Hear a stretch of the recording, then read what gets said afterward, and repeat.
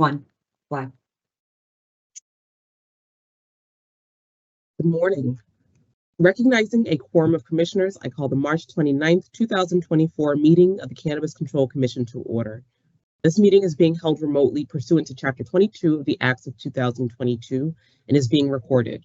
Commissioner Stebbins, Roy, and myself are participating in today's meeting. All votes taken today will be by roll call. We have a full agenda today that I will generally summarize. We will start with opening comments from commissioners before we proceed to commission discussion and votes, which will include one important item, which is the executive director job description.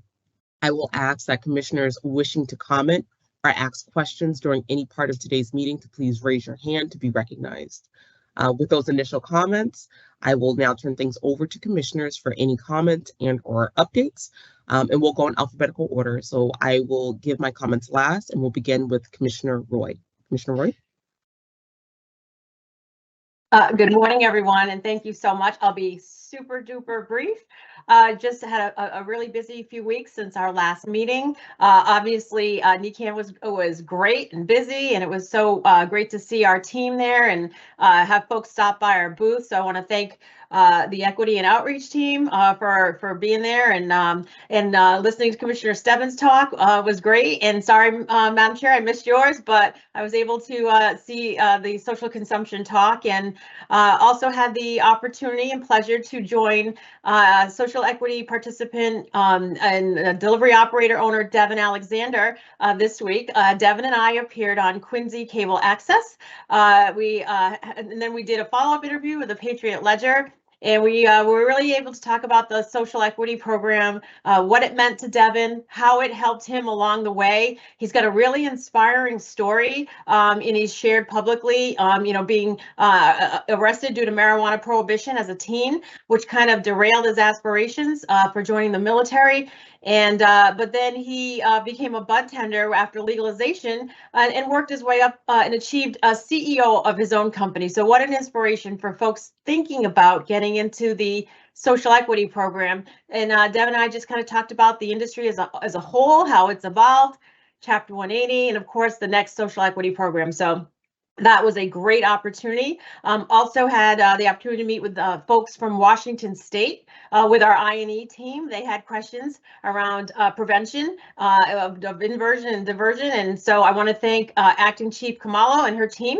We had a really great meeting with Washington State folks over there. And it's always great when other jurisdictions look to us as a role model, for example. So that was wonderful. And also had a very highly informative meeting yesterday with Commissioner Stebbins and Dr. Johnson and her team with an independent testing lab around the nationwide issue of lab shopping and potency inflation. So more to come on that, and we're mindful of it, and we are looking to other jurisdictions to see what they've done as well. So that's it.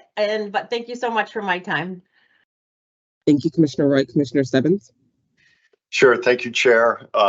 Been equally busy few weeks since our last meeting. Was happy to attend NECAN, as Commissioner Roy pointed out, this past weekend. And speak on behalf of the Commission on a panel about social consumption. A good and spirited and lively discussion about social consumption and the anticipation from those in the room about when our regulatory framework will be completed. I also want to thank our team who not only joined me for that session, but as Commissioner Roy said, we're manning the booth to highlight our current SEP cohort. It's always great to walk the convention floor, meet licensees, advocates, as well as see a lot of the new products and innovation. This year I spent walking the floor, focused on connecting with many of the banking institutions that were on hand. If you were at NECAN a few years ago, they were few and far between, and it's good to see that there are a presence of a number of institutions on the floor this year. I also had the chance to visit with two of our South Coast licensees last Wednesday, visited with folks from Basque, and toured South Coast Apothecaries Ascend dispensary. Great visits to talk issues. I paid a visit to Ascend's facility, which is in New Bedford. And of course, that night had the chance to join our SCP team at the New Bedford Public Library for our third SEP application orientation meeting. We're getting good turnouts, lots of great questions, but you know what for me is exciting is you see the number of participants from previous cohort classes who still show up, and they show up to network, they show up to see what's new, and it's incredibly important, I think, for us to remind attendees about what's new since the last cohort and simply point out some of the changes provided by Chapter 180. Whether it's the social equity trust fund, social equity plans for municipalities, and obviously the work leading up to social consumption. Wednesday of this week, I had the opportunity to visit 2 licensees in Fitchburg. I want to thank Samantha Woodman and the leadership at Garden Remedies for hosting me for a tour of their facility. Great chance to see their facility. We discussed a number of topics, hearing about the work, also led by Samantha to build out a more sustainable cannabis industry. Later that day, I had the chance to visit Fresh Connection, which is a smaller cultivator located in Fitchburg, actually run by a brother and sister and one of their business partners. Had the chance to tour their facility, meet with the owners, discuss several topics, including changes to HCAs. They were pleased to hear about changes from Chapter 180 and the community impact fees. Also keeping with that sustainability theme, they were also focused on how they could make their packaging sustainable, biodegradable, and recyclable. So interest in the industry to be mindful about packaging. Finally, also had the opportunity, obviously with you, Chair, and Commissioner Roy, to attend the governor's announcement this month that she is seeking pardons for those convicted of misdemeanor possession charges. Appreciate how such a change will help those residents, as Commissioner Roy said from her chat with Devin, about folks who have been shut out of opportunities for jobs, housing, and educational opportunities. So, and as we close out the month of May, which is Women's History Month, want to thank and acknowledge the leadership of my colleagues and the great work of the incredible women across our commission team. Thank you. Thank you, Commissioner Simons. I think you meant March when you said May, so a couple. March. Thank you.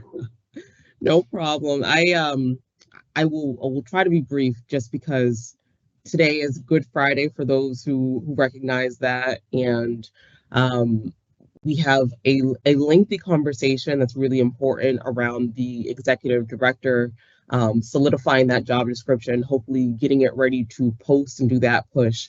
So I don't want to spend too much time on my comments. I am lucky enough to say ditto to a lot of things. This month has been a busy one. I also had the opportunity to have a fireside chat at NECAN. And I wanted to thank Chris Ferrone from Talking Joints Memo for asking me a lot of questions that a lot of members of the audience were really, really interested in terms of the state of the Cannabis Control Commission and the state of the industry as a whole. I always feel like it's really informative to get in front of the industry and talk to people where they are, so that it better informs the work that we're doing and the focus that I've had here.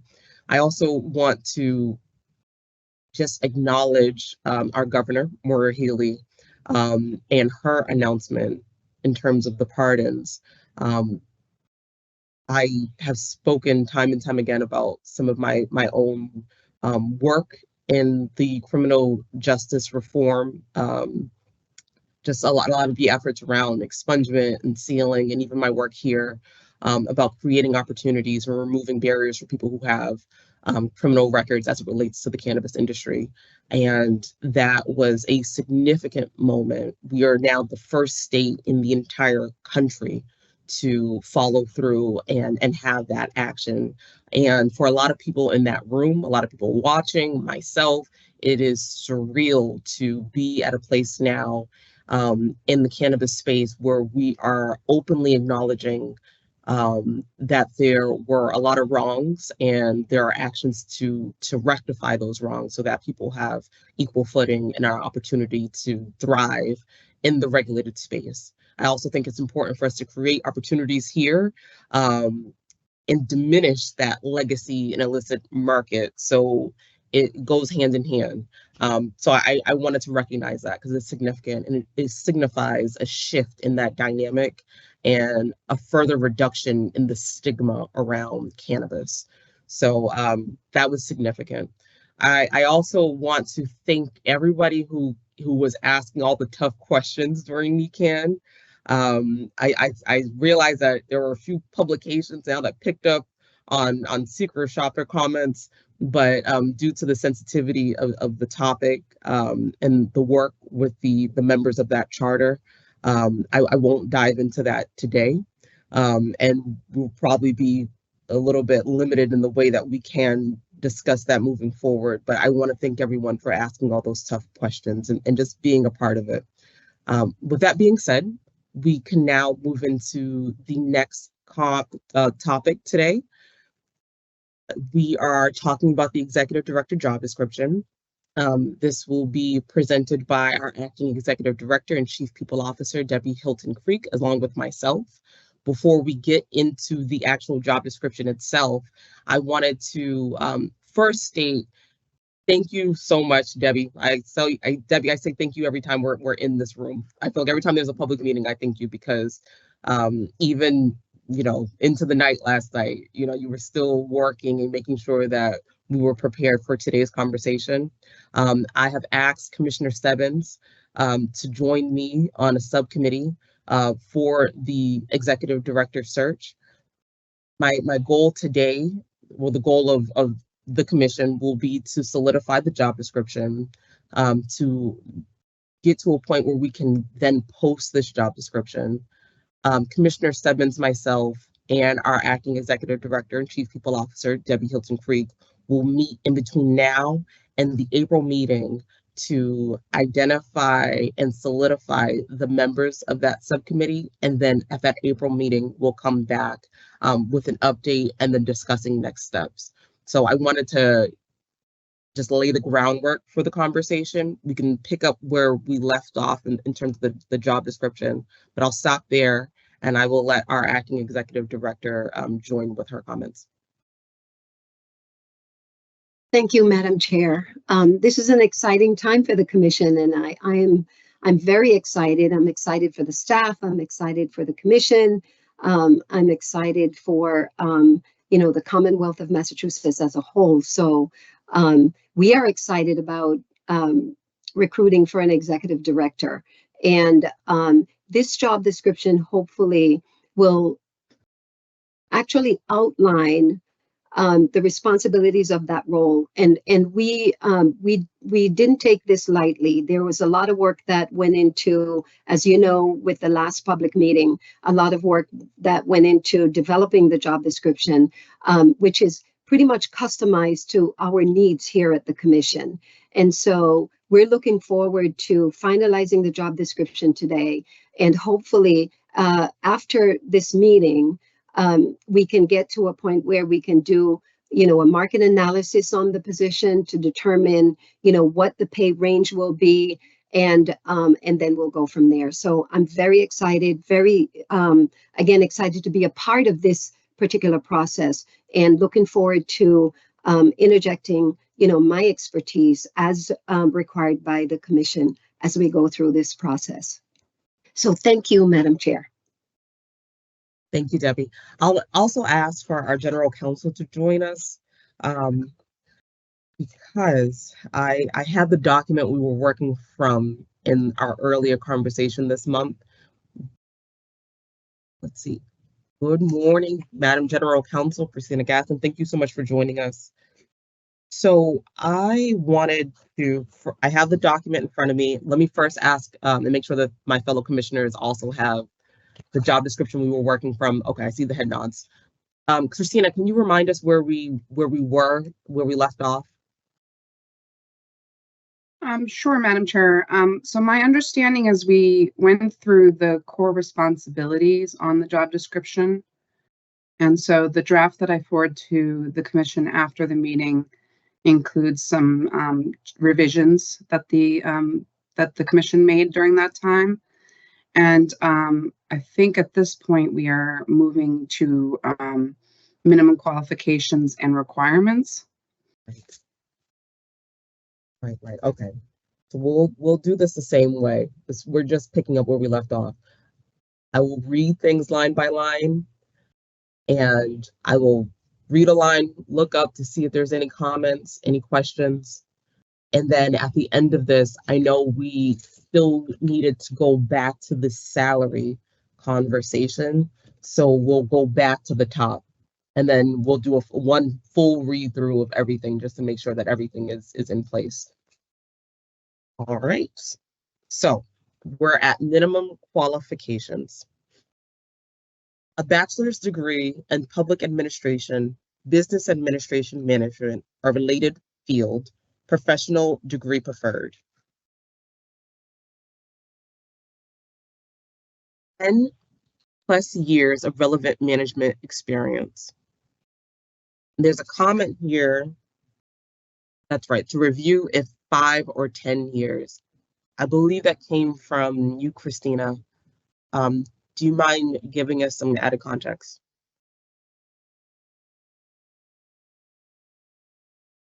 Yes, Madam Chair, let me just pull it up. So here with the, you could see the strikeout here. So it's here, as we noted, there's been a lot of changes in how we indicate education or qualifications in our job postings. So I think it's up to the commission to decide what type of experience they would like to have in their executive director. I think when we previously hired for an executive director, we did require a bachelor's degree in public administration, business administration management, or a related field, and with a professional degree preferred, or I don't know if we said as a GED or other related degrees or certifications desirable. There is a requirement in the statute that does require that the executive director have management experience. So that should be a minimum experiential requirement. I think it's just up to the commission to decide what's the minimum amount of relevant management experience you would like to see in a candidate, or if there's a preferred amount of management experience. Thank you, Christina. Debbie, I'll ask you, what are your thoughts around this, in terms of the year range? The number of years experience you're referencing? Yes. I think 5 years, number of years experience. I think I'm thinking maybe somewhere between 3 and 7 years experience would be reasonable to ask for this role. Do you mind explaining more, sort of the basis? So as we look at the experience level, if we had someone who had experience within the industry, had regulatory experience, and some of the other requirements that we have of this role, I think that having 3 to 7 years experience would suffice for the going with a degree. I don't think we need to have any higher standards for the number of years experience if we are including a degree. Now, if we were not going to include a degree, then that would be a different perspective. We could look at a higher number of years experience, because when we look at a bachelor's degree or a master's degree and what that 2024, it usually is like maybe a bachelor's degree may equate for 7 years of experience, maybe less. A lot of governmental agencies right now, if they go with a bachelor's degree, they do ask for additional years experience, or for the minimum, they may ask for a master's degree and then a little bit less number of years experience. Okay. Commissioner Roy, Commissioner Stebbins, do you have any thoughts? I think Debbie kind of answered that. Thank you, Madam Chair. Because I was wondering if the this is in lieu of a higher degree, right? This is based on, as GC Gaston, that there's new understanding of what to get a job in Massachusetts in state government, you don't necessarily need to have that college degree. So Debbie, if I'm hearing you correct, if in lieu of that degree, then you're saying put more years managerial experience. But if we are going to require that, or you need that degree, then less years. Is that what you were saying? Yes. And the reason that we take a look at this from both sides of the spectrum is that we don't want to eliminate potential candidates who may not have a degree, but who may have the number of years experience.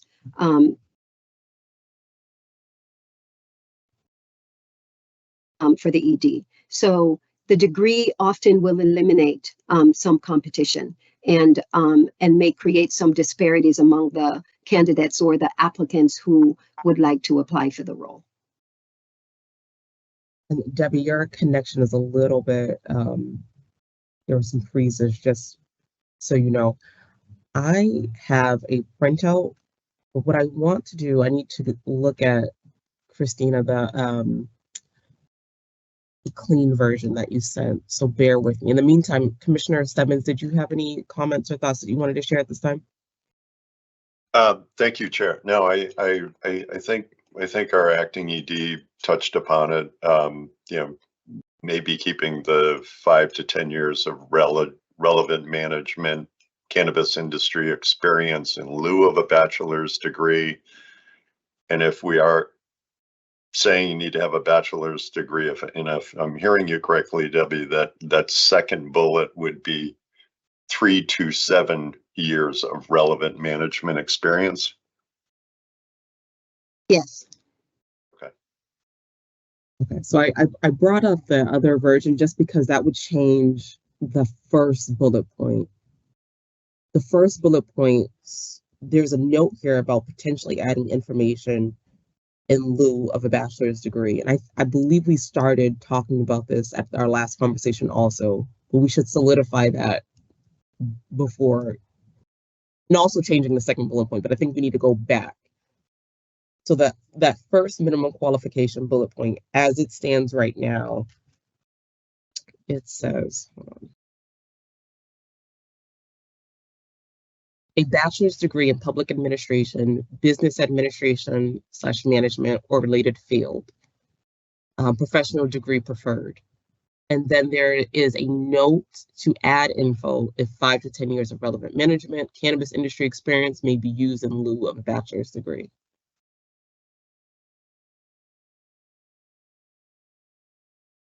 Debbie, if I'm hearing you correctly, we can use that in lieu language in that first bullet.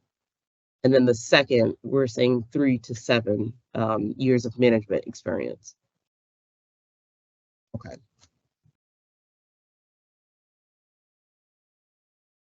Let's figure out how to phrase that first bullet so that it reflects that accurately.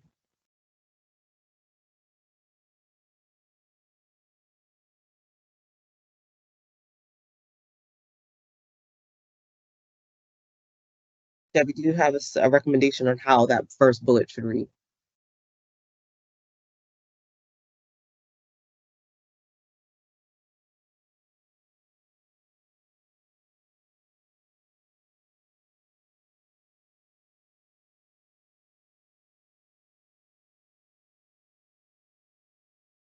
You're on mute, Debbie.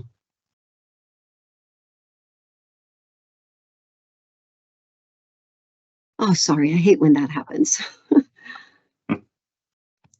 So a bachelor's degree in public administration, business administration, management, or related field. The first bullet or the second bullet, Madam Chair?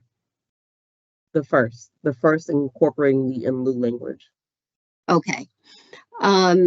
A bachelor's degree in public administration, business administration, management, or related field, or a bachelor's degree with 3 to 7 years management experience.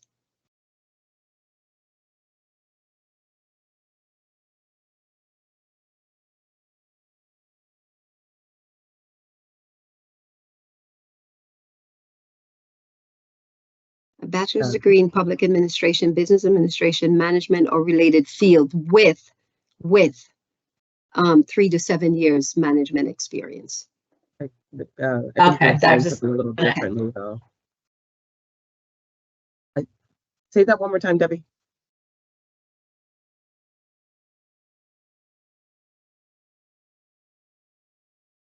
Debbie, do you mind repeating that? Okay, sure. I'm sorry, I didn't hear that. You guys broke up there for a second. Sure, I'll repeat it.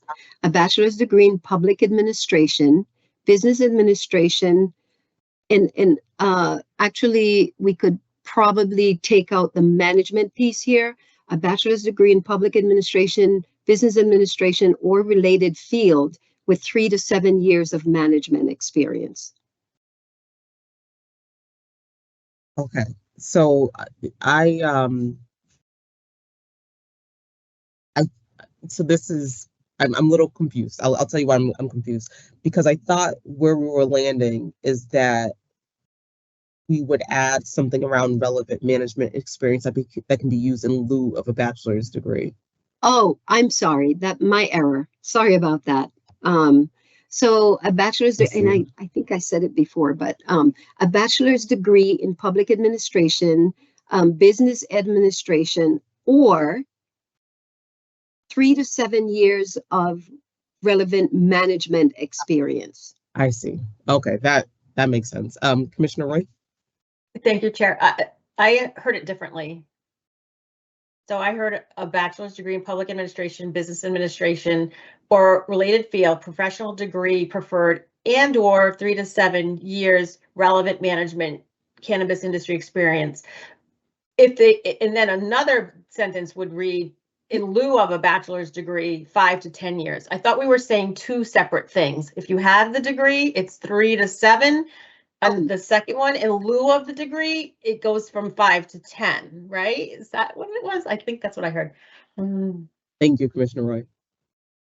Yeah, Madam Chair, so can I make a comment? Yes, oh please. My goodness, I'm sorry, I'm getting an Amber Alert. I'm sorry, 1 second. No problem. Oh, same here. Yeah. Sorry about that. My phone is on mute, but that was a child abduction alert from the state. So yeah, so when I look at one of the things that we need to remove is the professional degree preferred. And I think at the last meeting, we had talked about not using preferred anymore because that's also language that will eliminate, certain individuals.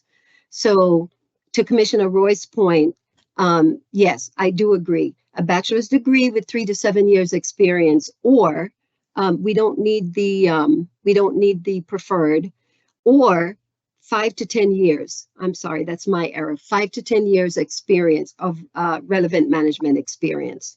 And it doesn't necessarily have to be in the cannabis industry. Thank you, Debbie. And we need someone who. Go ahead. Sorry. No, go ahead. You can finish your thought. I was going to say we don't necessarily need someone with experience in the cannabis industry, but we need someone who has 5 to 10 years of management experience, basically running an agency. And it could be experience in government in general, and not necessarily stating in a regulatory environment or putting any other criteria in there that might eliminate individuals who are fully capable of assuming the role and performing in the role. Thank you, Debbie. Commissioner Roy, the idea of separating them into 2 bullets, that seems cleaner. Okay. I like that, breakdown of the first one being with a degree, the second bullet being in lieu of a degree. I will ask Christina, were you able to get that down? Because I'm if you haven't noticed, I'm relying on you to make sure we have all the information together. Thank you, Madam Chair. So I have a bachelor's degree in public administration or business administration. or 5 to 10 years of management experience may be used in lieu of a bachelor's degree. Commissioner Roy, can you repeat how you stated that? Okay, I'm gonna try. So I think we said 2 bullets. So the first bullet, a bachelor's degree in public administration, business administration slash management or related field, and or 3 to 7, no, and, not an and or, right? And, is it an and or is it an and? I think it's It's an and. You need both the degree and the management. Okay, and 3 to 7 years of relevant management slash cannabis industry experience. That'd be that bullet. Then the next bullet, in lieu of a bachelor's degree,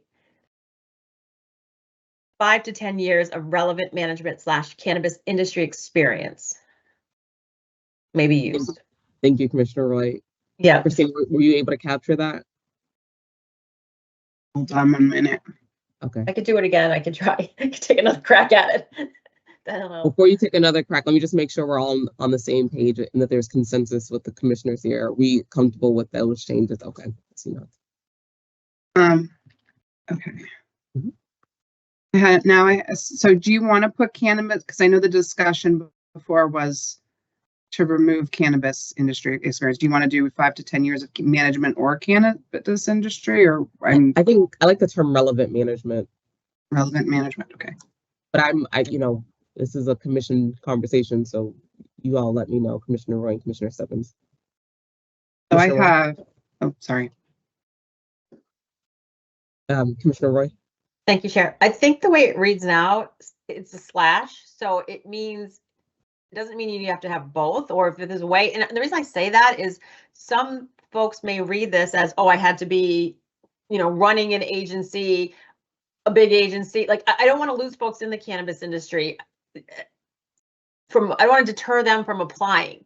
So I think it's helpful to leave it. It doesn't mean we have to hire somebody from the cannabis industry, but I think that brings a lot to the table when they do have, and I to leave it out, I don't think we should leave it out. I think there's a way to and or it.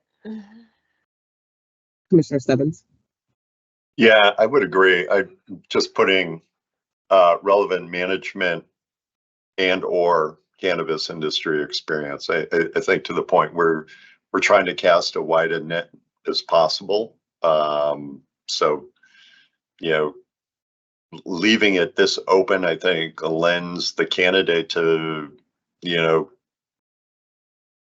make the argument to us as why they'd be a qualified candidate. So having the management and or cannabis industry experience, I think, would help us cast that wider net. Thank you, Commissioner Stebbins. Christina? So I just wanted to highlight for the commissioners that there is a note in the enabling statute. So that's Chapter 10, Section 76J.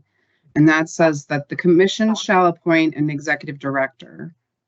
The executive director shall serve at the pleasure of the commission, shall serve such salary as may be determined by the commission, and shall devote full-time attention to the duties of office. The executive director shall be a person with skill and experience in management. And it continues to go on.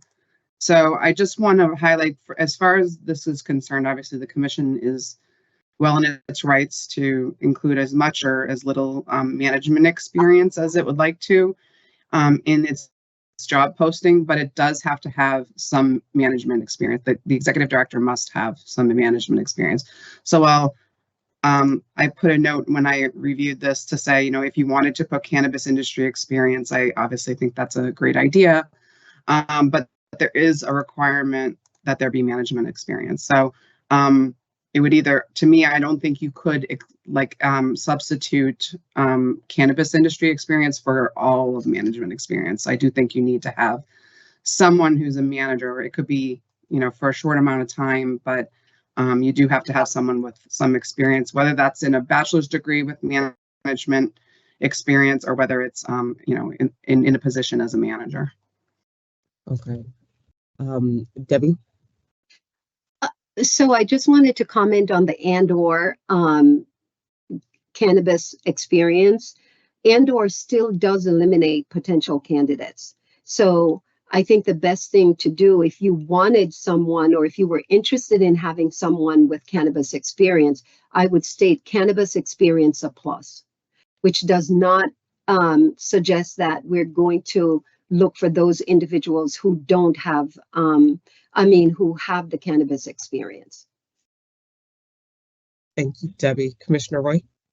Thank you, Chair. I agree with Debbie, but I would say cannabis management experience a plus, because to GC's point, we are by statute need to have, I don't want to mislead someone who might have be in an entry level position in the cannabis industry when we are required by statute to hire an executive director with management experience. So I think we need to, I think that's a little misleading, just saying cannabis industry experience when by statute we have to hire someone with management.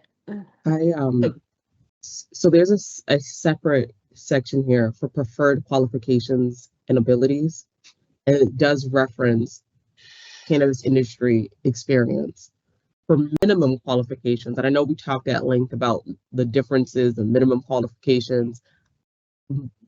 My suggestion is to refer to the minimum requirement as provided by the law around management, and then we maintain the cannabis industry as being like a preferred qualification. May I, Madam Chair? Yes, please. We talked about the preferred also last time. Preferred does eliminate other candidates, because we're saying if you have management experience, you're welcome to apply. But if you have cannabis experience, we prefer to look at those candidates.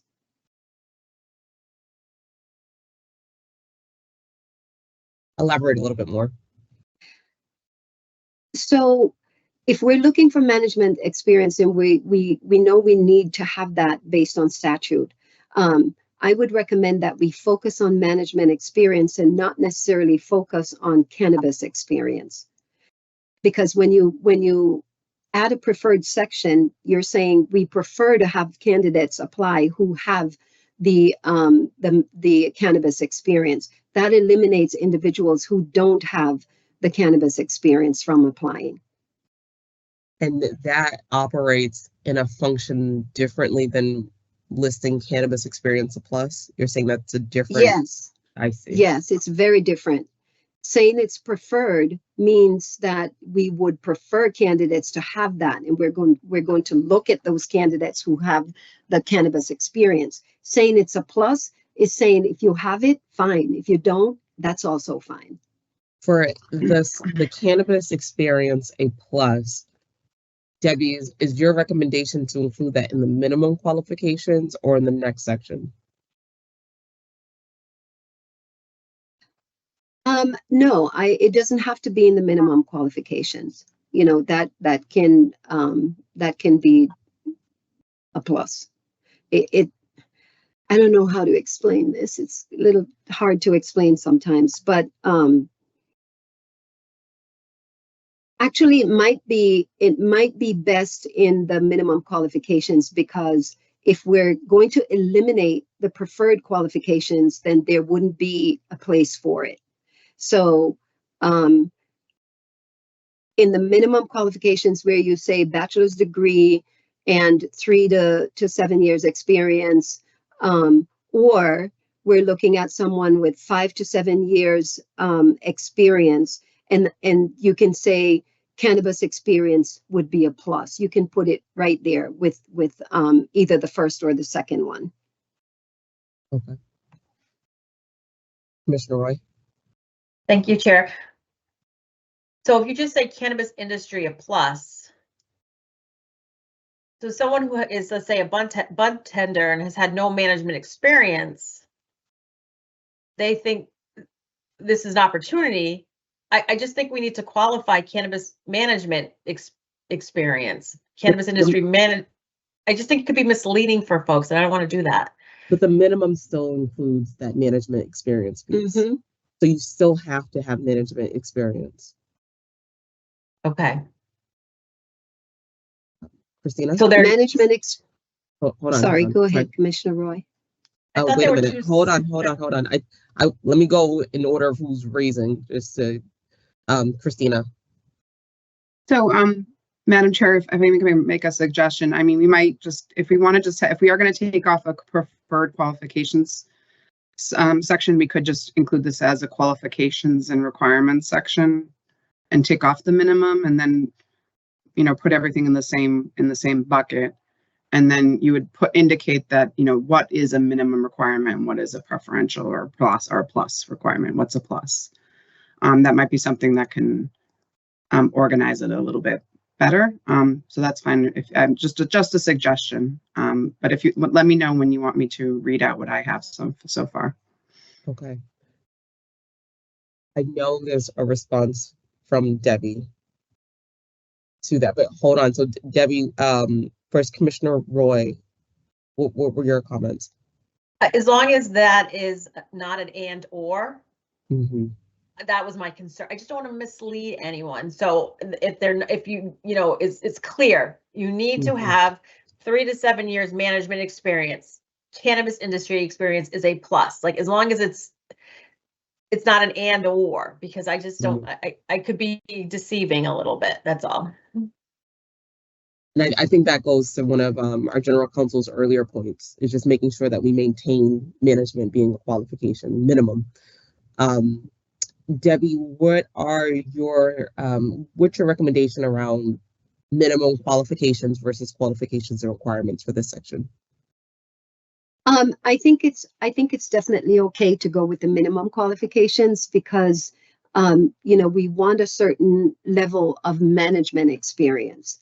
And so if we did not make it minimum, then that would, you know, to Commissioner Roy's point, would open up applications from candidates who really do not qualify for the role.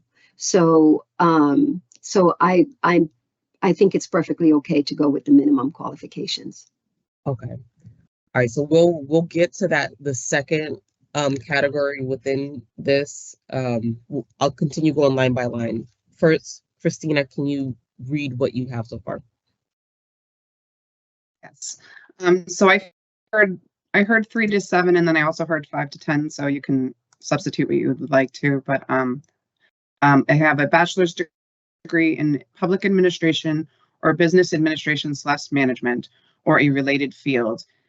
And then another bullet point, in lieu of a bachelor's degree, it would either be, I guess, 5 to 10 years of relevant management experience, or 3 to 7 years of relevant managed experience may be substituted. Oh, that's a little different. Commissioner Roy. Thank you, Chair. Yeah, that is a little different. So, General Counsel, I think what we were trying to get at is a bachelor's degree in public administration, business administration, management, or related field, and 3 to 7 years of relevant management experience. And then the second bullet would be, in lieu of a bachelor's degree, 5 to 10 years of relevant management experience. Cannabis industry experience is a plus. Where is that going to go? Another bullet? I think it's another bullet. Okay. Thank you, Commissioner Roy. Christina, do you have that? Let me just give me a moment, Madam Chair, please. Thanks. Live editing, so A lot. we have patience. A lot.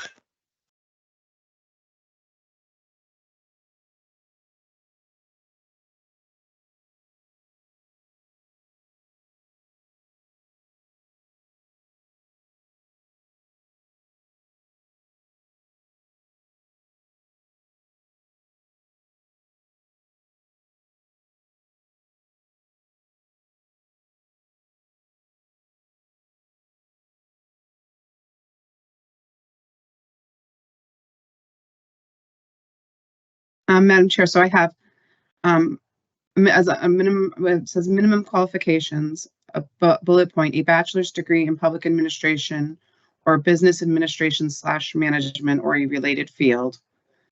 3 to 7 years of another second bullet point, 3 to 7 years. Stop there, Christina. Hold on, because within that same bullet point, and 3 to 7 years. Okay, so and 3 to 7 years of relevant management experience. So one bullet point. And then the second bullet point, in lieu of a bachelor's degree, 5 to 10 years of relevant management experience. And I again, I have a question, is it and or cannabis management experience may be substituted? No, No, it's just management experience. just management experience. So then the second one reads, in lieu of a bachelor's degree, 5 to 10 years of relevant management experience may be substituted. Commissioner White? Thank you, Chair.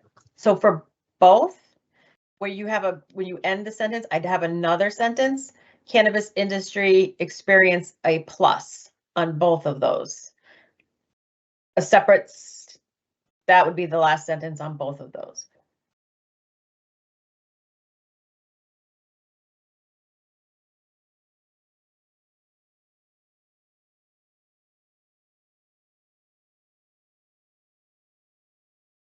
Madam Chair, would you like me to read that edit?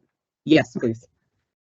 All right, I have bullet 1, a bachelor's degree in public administration or business administration / management or a related field, and 3 to 7 years of relevant management experience.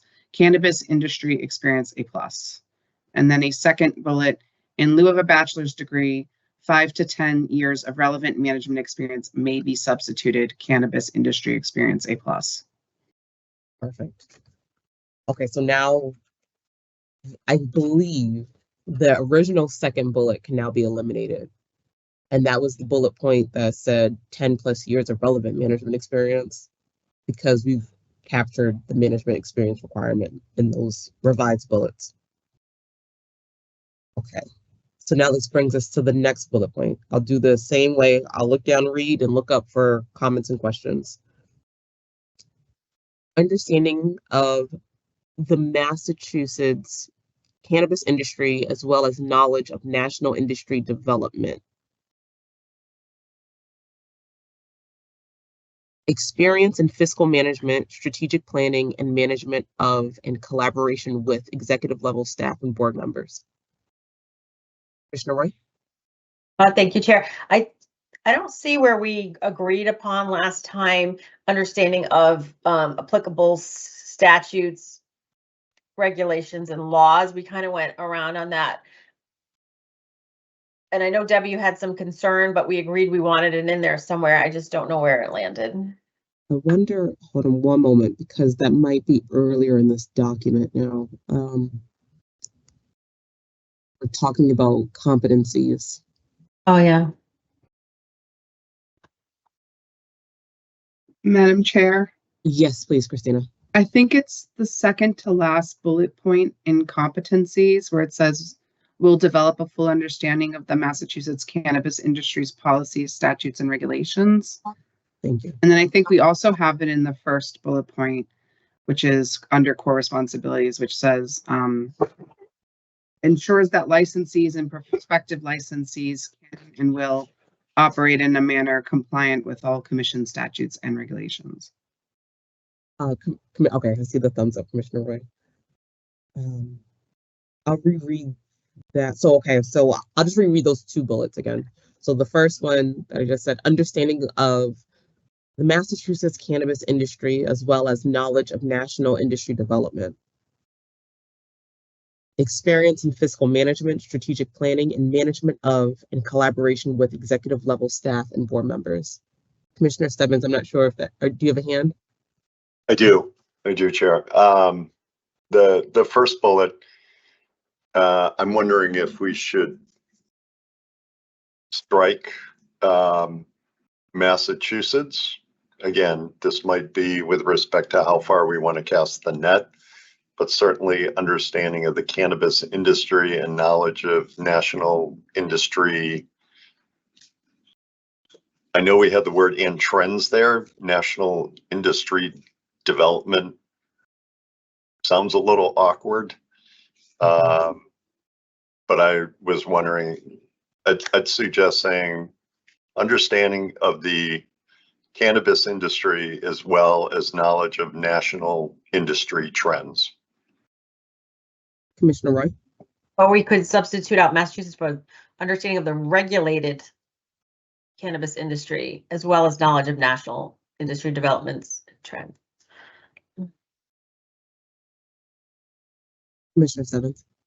Sure. I appreciate the word regulated. At the same time, we also know that the regulated industry is certainly impacted by the legacy of the illicit market. So I wouldn't want to,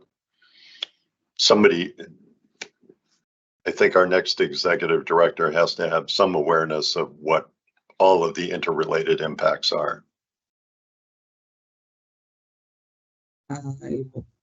The and trends, I don't know, so I'll ask if this was Christina or if it was Debbie who struck that phrase. Christina, if it was, I think it was me. I don't know if it was because I included it in another bullet, but I'm no issue with it if you would like to keep it in. Okay. Debbie, did you have an additional comment? No, I was going to say that was part of the initial job description, the very first draft, and I had included that. I had not eliminated. Yeah, I like the idea of including and trends as well. So it looks like we need the commission. We need to figure out if we want to include Massachusetts or not within this bullet point.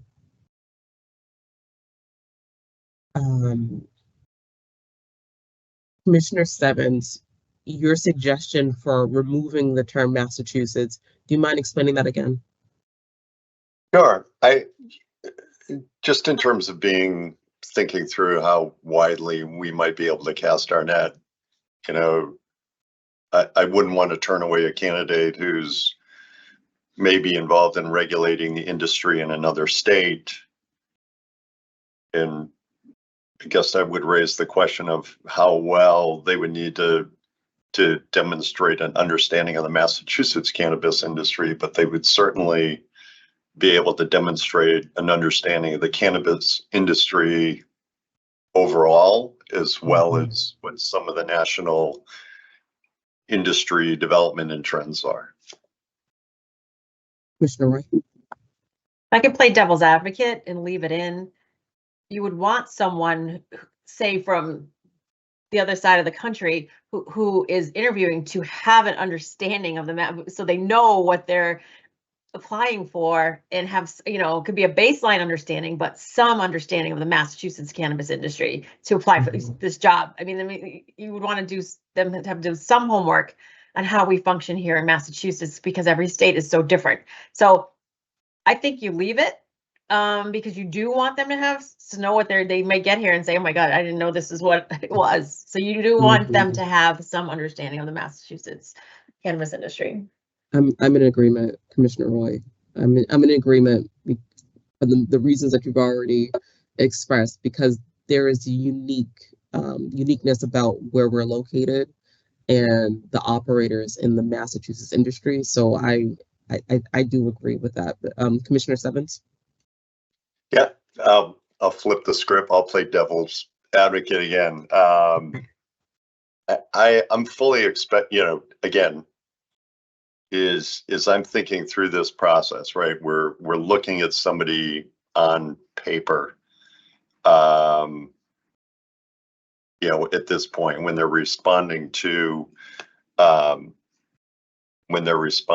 the job posting. I fully would expect any candidate worth considering that if they move to a interview stage, would definitely need to have done their homework with respect to what the Massachusetts law is and what the Massachusetts regulations are.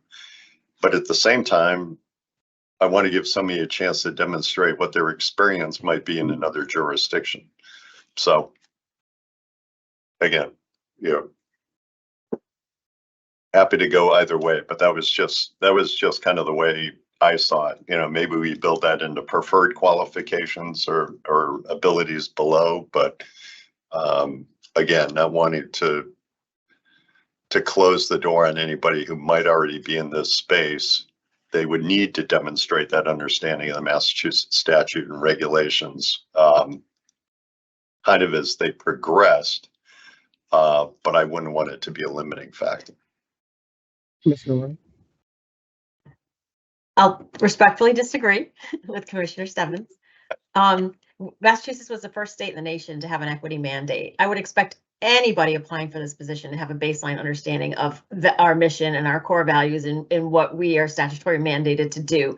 Not having that in there could impact the questions you're able to ask. If you want to ask about the Massachusetts equity mandate, it could impact the questions you're able to ask, because now we're saying you need to have an understanding of it. So I say leave it in. Massachusetts is unique in many ways.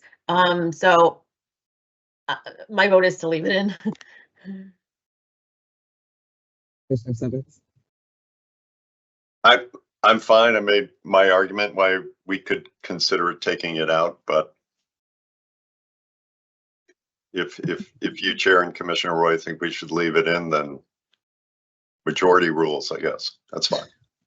Okay, well, I like when we're at consensus, because that's helpful for our process. But I will say, this doesn't mean that they need to know our regs. You know, they don't. It just, the way that I interpret this is someone needs to know, okay, who is the Cannabis Control Commission? You know, who are the commissioners? How do we function?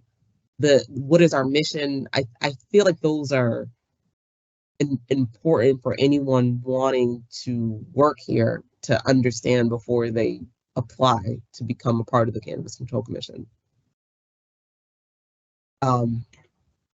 So with that said, I'll restate it. So understanding of the Massachusetts cannabis industry, as well as knowledge of national industry development and trends.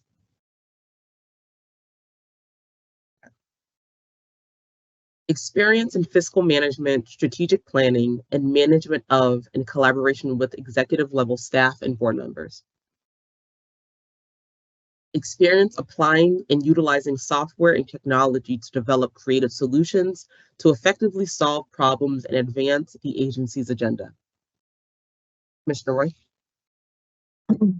To steal a Commissioner Stebbins phrase, the bullet before reads clunky. Okay.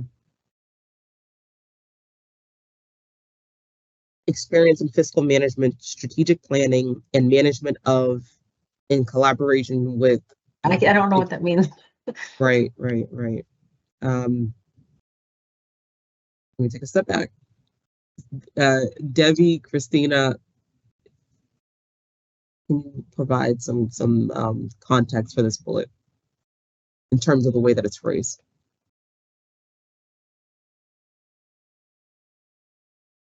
I think, honestly, I think you can revise it as well as you'd like to. I mean, it's just, again, these are just, we're going through the job description. So if you wanted to just have experience in fiscal management, strategic planning and management, that would be fine as well. But that's up to the board. It's the and collaboration with. Yeah, I think that reads correctly. So experience in fiscal management, strategic planning, and management of executive level staff and board members. Commissioner Stebbins? Yeah, I would suggest maybe taking out that board member piece and putting it in, making it a separate bullet. We know that's kind of a unique responsibility of this role. But certainly experience in fiscal management, strategic planning, and management of executive level staff. Mm-hmm. And leave that as one bullet. I think if we're looking to incorporate that collaboration piece, we might look for another place to put that collaborative approach that we're looking for in a candidate. Commissioner Roy? I'd like to see organizational management in there as well. If we can put the word organizational management, I think we've grown from 30 employees to almost 140. That's a big there's a lot of organizational management that needs to go into this and Mind like taking a stab at incorporating that, what it would be like? sure, experience in fiscal / organizational management, strategic planning and management, and collaboration with executive level staff, period.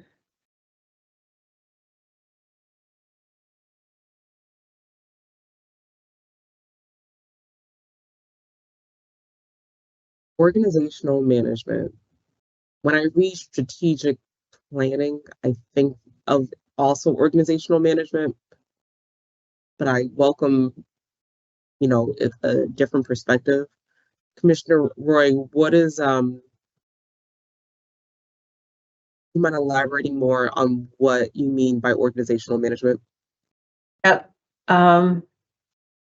Let's see. I'm just trying to get like an exact definition for us. The process of organizing, planning, leading, and controlling resources within an entity with the overall aim of achieving its objectives. The organizational management of a business / agency needs to be able to make decisions and resolve issues in order to be both effective and beneficial. It's a little different than a strategic plan, but they overlap clearly. Commissioner Stebbins? Sure. For me, adding the word organizational in, you're looking at somebody who knows how to hire and fire and recruit, asset allocation,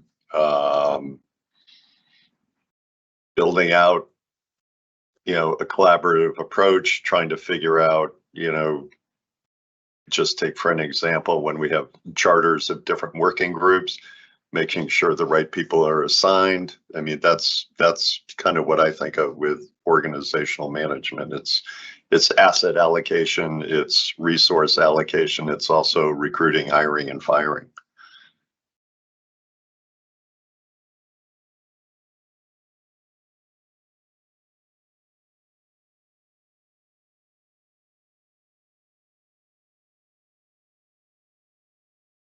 So I have no issue with including it. I think it's important to have fiscal management there, so I don't want it to be an or fiscal management. Commissioner Roy? I agree. So experience in fiscal management, strategic planning, and organizational management, and collaboration with executive level. So that last management, we could put the organizational management in front of that. Oh, I see. Experience in fiscal management, strategic planning, Comma, organizational management, and collaboration. Okay. Okay, and collaboration with executive level staff and board members? I would take out board members because 2 bullets down, we're focused more on that work expectation of experience collaborating with boards, commissions. Mhm. Okay, so experience in fiscal management, strategic planning, organizational management, and collaboration with executive level staff. Madam Chair, may I make a suggestion? Yes, please, Debbie. For the organizational management, I think you should start with organizational management to include fiscal management and the rest of it, because organizational management is really broader than fiscal. So I would start with the organizational and then include those other areas that are priority.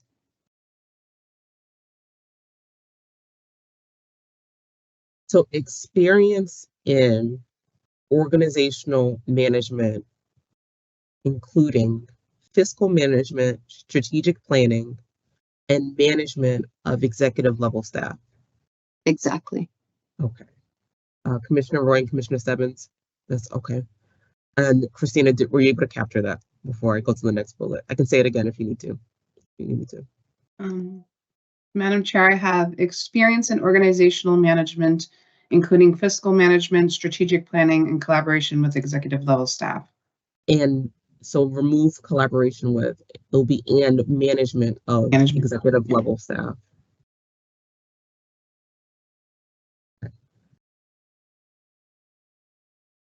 Okay, the next bullet. Experience applying and utilizing software and technology to develop creative solutions to effectively solve problems and advance the agency's agenda. Experience collaborating with boards, commissions, and senior level executives. Commissioner Stebbins. Sure. Madam Chair, I'm sorry, I'm going to go back to the previous bullet.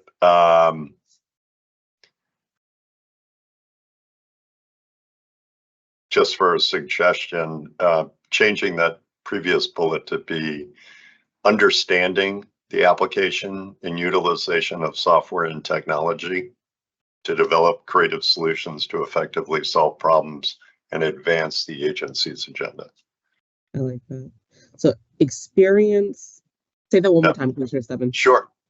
Understanding the application and utilization of software and technology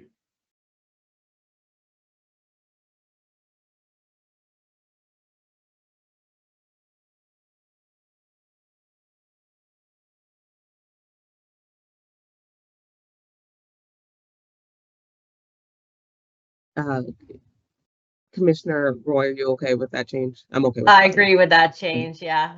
Thank you. Okay. And then Commissioner Roy, your hand was up. Yeah, I was going to ask to unpack that whole sentence. So but Commissioner Stebbins' change made it great. And Christina, do you need me to repeat the change that Commissioner Stebbins offered? I have understanding the application and utilization of software and technology to develop creative solutions to effectively solve problems and advance the agency's agenda. Perfect. Or did you want to have that last part off? I wasn't sure if you were striking that one. That's good. Thank you. Okay. The next one, experience collaborating with boards, commissions, and senior level executives. And now the subsection here is preferred qualifications and abilities. Before I go into the bullets, Debbie, you mentioned potentially removing the preferred qualifications and abilities. I want to touch back on that. Can you just give us your thoughts around it? So in the HR world, in recruitment, we're moving away from asking for preferred, because preferred really is stating that here's all the criteria that we're looking for. And then we get to preferred and we say, however, if you have this, we'll look at that instead. So so we're moving away from preferred. You know, we can use words like this type of experience would be ideal, it would be a plus, but when we start saying preferred, we're negating what we're asking for in the regular criteria that we have above. So I'm personally, as an HR professional, I'm not fond of using preferred language. Because again, it eliminates candidates when we say preferred. A lot of people don't apply for positions where they see preferred language in the job posting, because if they feel they don't have that, they feel they're not qualified, and that's not necessarily true. Mm-hmm.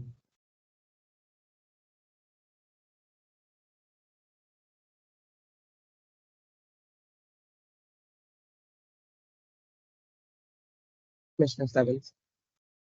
Sure. Thank you, Chair. A question for our Chief People Officer, and with that hat on. I hear what you're saying. If we didn't have that category of preferred qualifications, is we move through the process and let's say we come down to 2 candidates and one candidate is able to demonstrate, I guess, experience that might be where we have it listed as preferred qualifications. If everything was equal except candidate A has been a CEO, candidate A may be worked in, the cannabis industry or worked in a public agency, are we as the hiring body still kind of allowed to make that argument as to why we may pick one candidate over the other. So, yeah, but I honestly, professionally speaking, don't think that it would get to that point. So, for example, if I'm screening applications as they come in, or any recruiter screening applications that come in, and we get 10 applicants, and we have 3 of those applicants who have none of the preferred criteria, then we're not even going to look at them. We're going to weed them out immediately. And we're going to look at only at those candidates who have those preferred criteria. So I hope that answers your question. But there's a screening process that eliminates applicants from a pool. And that would be where those applicants who did not possess or could not demonstrate the preferred criteria would definitely be eliminated. So let's figure out how, because there are good bullets here. And if we're not using the preferred qualifications and abilities, the other recommendation that you had, Debbie, was to include that a plus language. Yes, you can move it up top and remove the preferred language altogether, the preferred criteria altogether. And move it up to the top as a plus that, you know, this is something that the commission, you know, would value by just saying if it's a plus, then definitely, you know. But that wouldn't weed them out if they didn't have it. So, for instance, the bullet, 3 to 4 years of experience in the cannabis industry or in a regulatory enforcement and or compliance environment, a plus. We're just, you know, experience as an executive director, CEO, COO, or other head of organization, agency, head title, a plus. So you're saying we can still maintain what we have here, but just incorporate that. Right. Okay. Commissioner Stebbins and Commissioner Roy, do you have any thoughts on it? Commissioner Roy? So when you say A plus, is that at the end of the sentence, or is that a new header? Like at the end of this, at the end of the sentence. So removing that preferred qualifications and abilities title completely, and just incorporating those bullets with the addition of the phrase A plus at the end of each bullet. Okay. Madam Chair, we do have 2 bullet points in this qualifications section that says cannabis industry, your industry experience, a plus. If you're interested in putting regulatory enforcement and or compliance experience, we could just add that to those 2 bullet points, and that might solve it. That's just I agree. I agree. You can combine that. Yeah. Okay. Commissioner Stebbins? Yeah, and looking at I agree with the consolidation. I agree with the adding a plus on to the end. The 3rd bullet, I would just suggest adding federal government level experience. You seem to have left out that level of government, but certainly municipal, state government experience is a help. I wouldn't want to preclude anybody from the federal government. I agree. So experience working in a public agency or municipality, such as municipal, state, or federal government. Mm-hmm. Commissioner Roy? Yeah, I don't know if I necessarily agree with that bullet, because what about the private sector and all the folks that work in the cannabis industry in the private sector? And it's like, now we're saying that's, you don't have the plus, like less of a positive qualification. So I feel like all of those people that work in the cannabis industry, they're private sector people. And now we're saying, nope, we want people in government ahead of you. So I don't know if I'm fond of that bullet. I hear you. And we have that bullet around experience collaborating with boards and commissions. So I think that experience is key. I'm okay with eliminating that, the public agency, municipality, that bullet point. Commissioner Stebbins, what are your thoughts on it? Yeah, I agree. I think Commissioner Roy makes a good point. Yeah. So let's remove that. Oh yeah, Commissioner Roy. Okay, before I remove it, there's a fix we could do. I'm good with removing. I should just keep my mouth shut and remove it. But experience working with a public agency. In other words, so everyone in the private sector has had to get a host community agreement and had to work with a municipality. So I don't know. Do we nuance it or just eliminate it? I'm okay with both. Experience with. Working in collaboration with a public agency or municipality, such as municipal or state government. So that's a way we could keep it in and nuance it, or we just eliminate it altogether.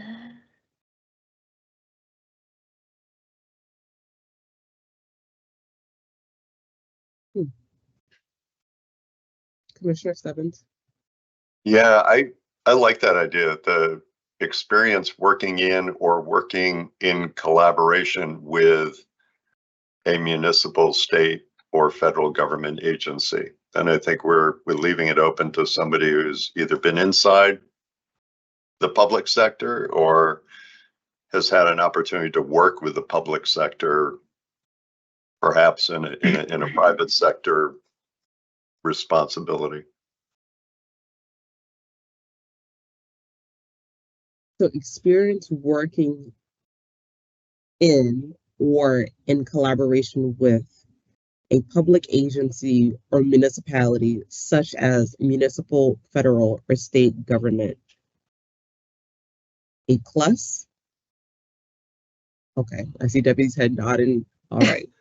I was waiting for that. Okay. All right. Okay. Commissioner Roy and Commissioner Stebbins, is there consensus? Okay. I'm okay. Christina, go ahead, Chair, Commissioner Stebbins. that or municipality looks a little clunky. I think we can take that part out.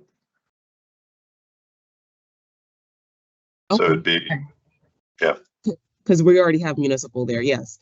Experience working in or in collaboration with a public agency such as.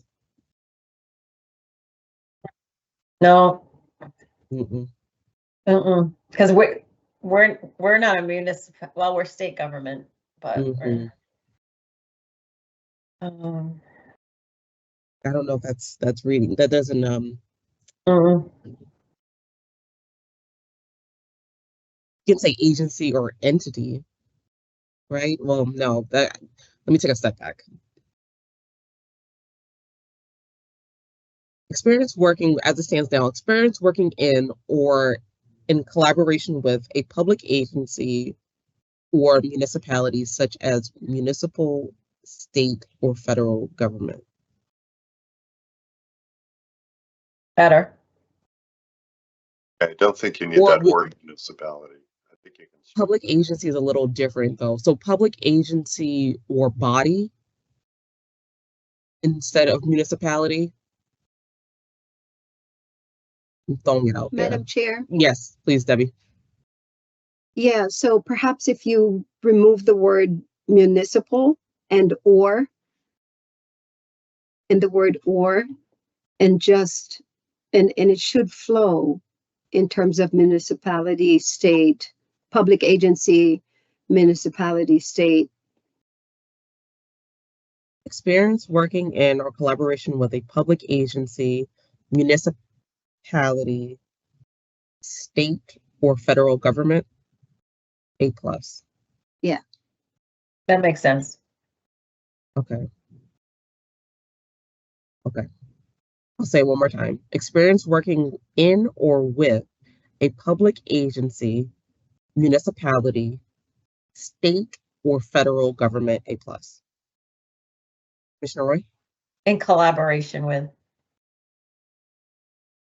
That's it. Experience working in or in collaboration with. Christina, were you able to capture that? Do you need me to repeat it one more time? I have experience working in or in collaboration with a public agency, and that's where I don't know if we're using municipality or government body there. And then such as municipal, state, or federal government, A plus. No, we took out such as. Experience working in or collaboration with a municipality. I'm thinking of this off the top of my head. A municipality. What comes after that, Madam Chair? Municipality. Hold on, Christina actually said something that was clear too. So I'll say there's two versions right now. Christina, what you were saying is experience working in or with a public agency or government body, such as municipal, state, or federal government. That's one thing I heard.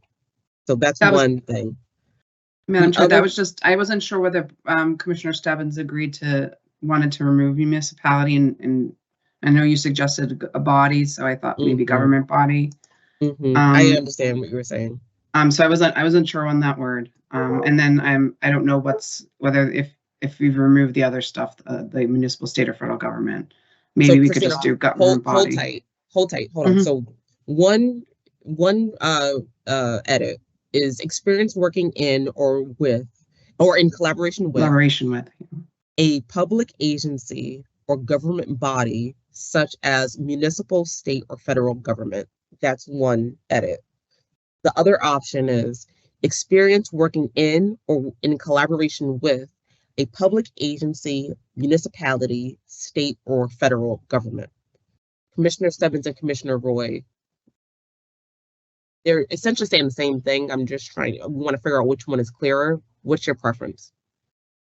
I think your second version is a little more concise. The experience working in and in collaboration with a public agency, municipality, state, or federal government. Okay, Commissioner Roy, what's your preference? I think it's good. I'm just trying to think if we didn't omit anything like county government. Like I'm just, government body is more inclusive. Like, I don't know. Is there something we're not thinking of? That's all I'm trying to run through my mind right now. Debbie? I like the idea of adding the government body, such as, and the reason for that is because when you look at public agencies, there's some nonprofits that consider themselves public agencies because they get, state or federal funding. And so I prefer, I don't want to use that word. I think it would be perfectly fine to use government body such as, because it identifies the government agencies, whereas the public agency may not necessarily identify a government body. So yeah, I do like the idea of the government body such as. And I think that would answer Commissioner Roy's concern too about making sure we're not limiting.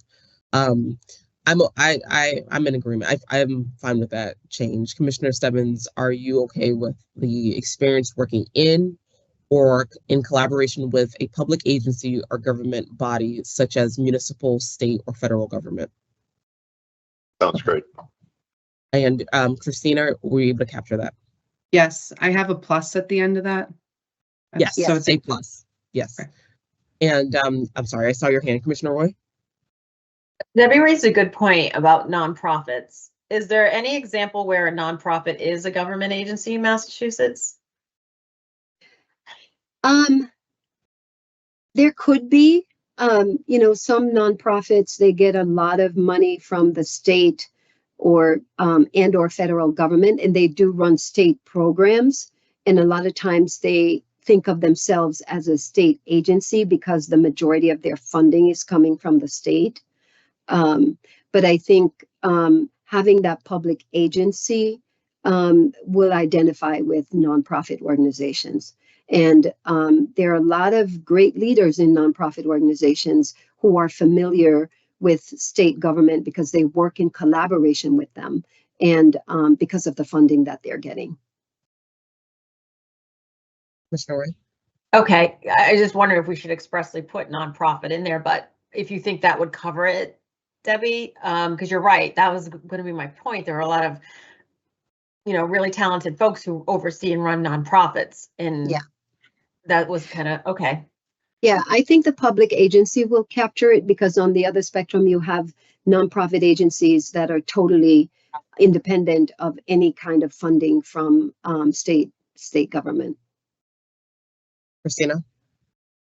You also have experience collaborating with boards in one of the bullet points, so I think that would maybe include nonprofit boards as Imply well. nonprofit. Yeah. I agree. Okay. We ready to move on to the next section? Christina? So Madam Chair, so what I did was I took out the preferred qualifications section, and then do you want me to read how I incorporated those into the minimum qualifications section? Yes. Okay. Because I'm not sure, are we ready to move on to working conditions after that? Yes. Okay. All right, so I have minimum qualifications, and I'll just read the whole thing. It's a bachelor's degree in public administration or business administration management or a related field, and 3 to 7 years of relevant management experience. And then after that, it used to say cannabis industry experience, A+. It now says cannabis industry experience or experience in a regulatory enforcement and or compliance environment, A+. And then I repeated that for the second bullet point. It says in lieu of a bachelor's degree, 5 to 10 years of relevant management experiences may be substituted.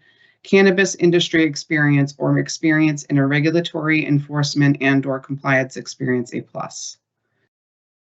Next bullet point, understanding of the Massachusetts cannabis industry, as well as knowledge of national industry development and trends.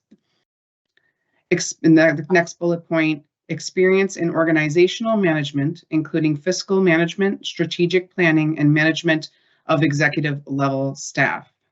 And then after that, I put experience as an executive director, chief executive officer, CEO, chief operating officer, COO, or other head of organization agency title, A+.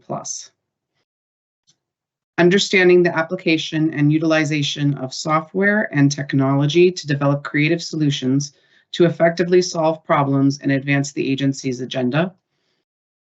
Next bullet point, experience collaborating with boards, commissions, and or senior level executives. Next bullet point, experience working in or in collaboration with a public agency or government body such as municipal, state, or federal government, A+. Thank you, Christina. Commissioner Roy? Thank you, Chair. Christina, I see one of your notes in the margin, and could you just explain it to us? I just a little for clarification.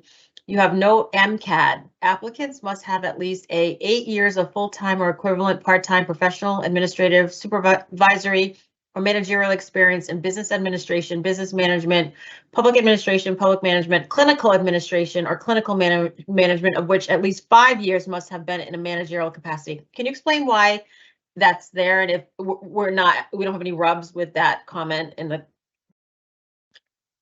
Sure. I was asked to compare it to look at postings that were recently posted for executive directors and other similarly situated independents such as us. So I know at the beginning, again, I was, I put in options with respect to the number of years of experience that you might want to qualify for management. So again, I just was throwing that out as a comparison point, as MCAT has recently posted in a job posting for an executive director, and this is what they've indicated for their management experience requirement. But I mean, it's by no means a requirement that we include. We follow their number of management experience. I know that there was a question about the number of management years we were using, whether it was 5 to 10, and then it seems like this is 8. It's kind of in the middle of that. So I just put it in there as far as just a counterpoint. But I think what we have is it certainly fulfills the mandate of the statute, and I would, otherwise I have no other comments. Thank you for that clarification. All right. Are we ready to go to the next category? All right. The next thing we have here is ADAAA working conditions. I'll follow the same thing, reading each bullet and then looking up in between. Must be able to tolerate a working environment with frequency in sitting and standing for extended periods of time, utilizing desktop and laptop computers and other office equipment. Must be able to tolerate office indoor lighting in various parts of the Commission's headquarters and Boston offices. May be required to travel between CCC locations and to other state government offices or other locations across the state. Must be able to carry laptop, cell phone, and other supportive devices and equipment when commuting between Worcester, Boston, and home offices. Reasonable accommodations can be provided with any disclosed and appropriately documented disabilities. Commissioner Roy? That first bullet, over prescriptive, what if someone was wheelchair bound, like they can't apply for this position? Well, that's where I'll let Debbie also offer her opinion. Sure. But that italicized note about reasonable accommodations would apply. Debbie, I don't know if you have anything to add. Yes, you're exactly right, Madam Chair. So we're required by ADA to basically give the basic requirements around what this job will require in terms of physical capacity. And that's the reason why we have reasonable accommodations, because we don't want to eliminate individuals who may have a disability and are capable of doing the job. So it would be on a case-by-case basis if we were to provide a reasonable accommodation. And there are certain criteria about what reasonable means. So we want individuals with disabilities to also be able to apply for the role. And if there are disabilities, then we would look at what our reasonable accommodations obligations would be to ensure that they are able to apply and possibly continue in the process. Thank you, Debbie. Commissioner Roy, does that answer your question?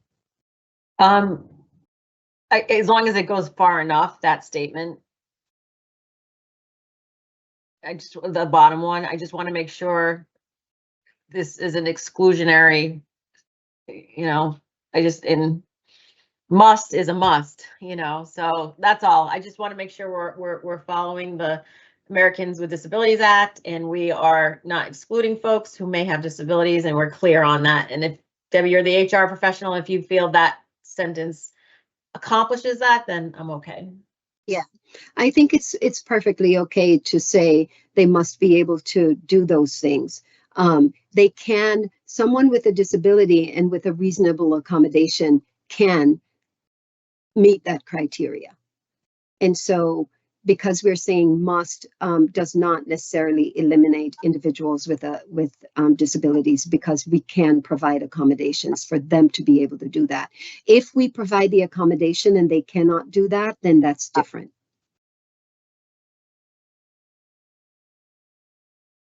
All right, the next section, Cannabis Control Commission mission statement and operating principles. Our mission.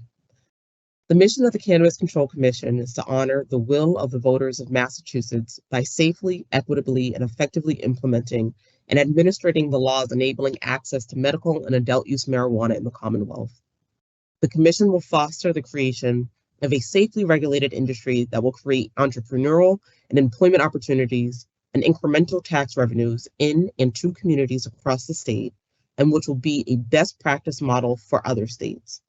The industry will be characterized by participation by small and larger participants, and with full and robust participation by minorities, women, and veterans.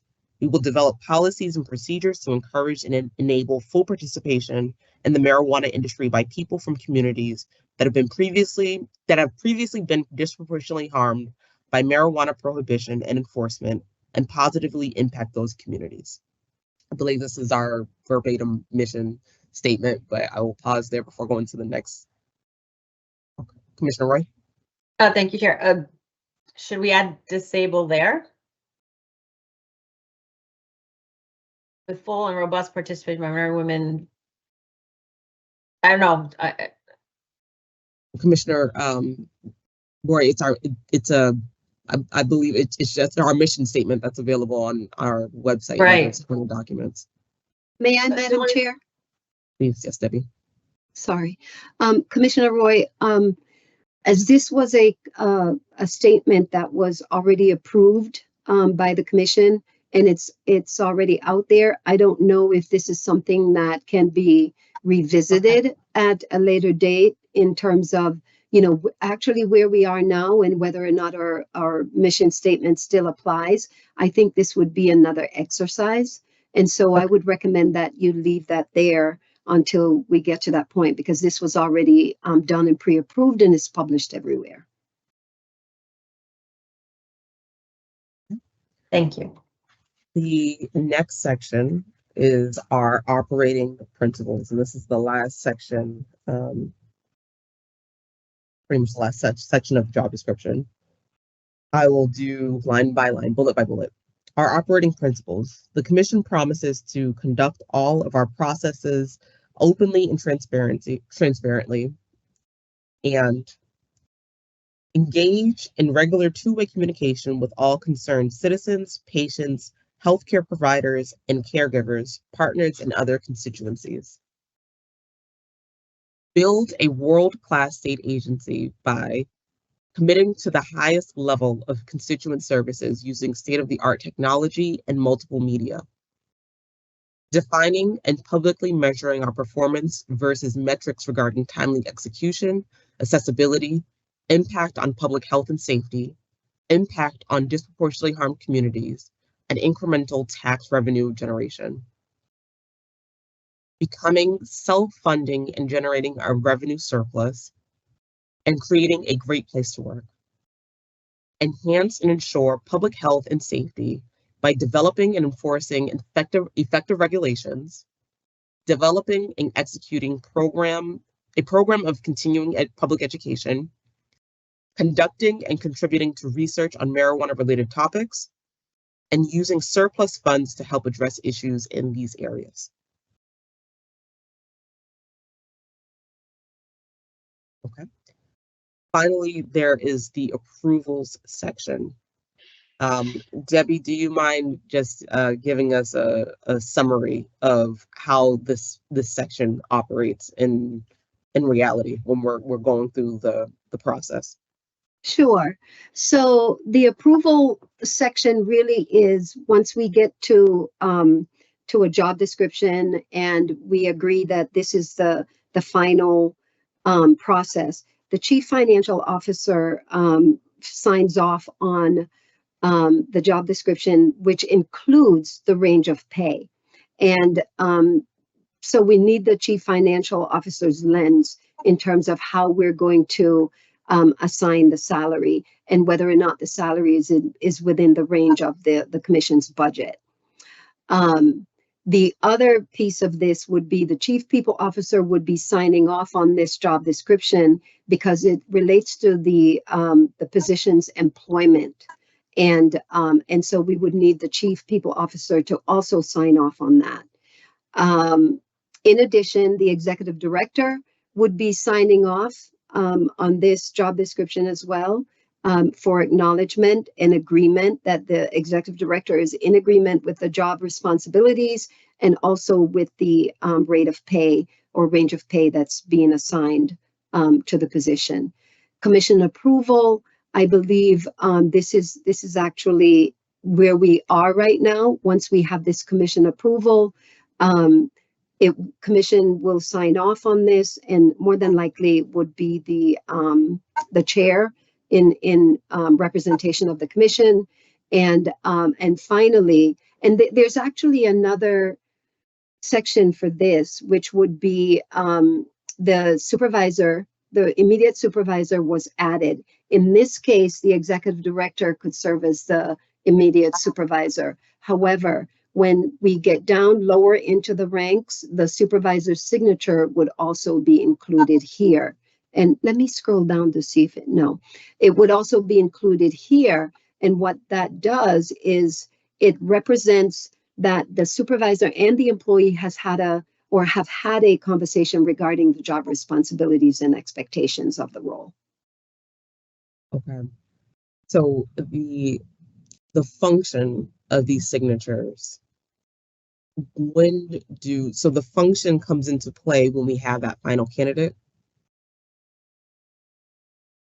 When we have the job description, when the job description has been finalized and it's reviewed by all these entities.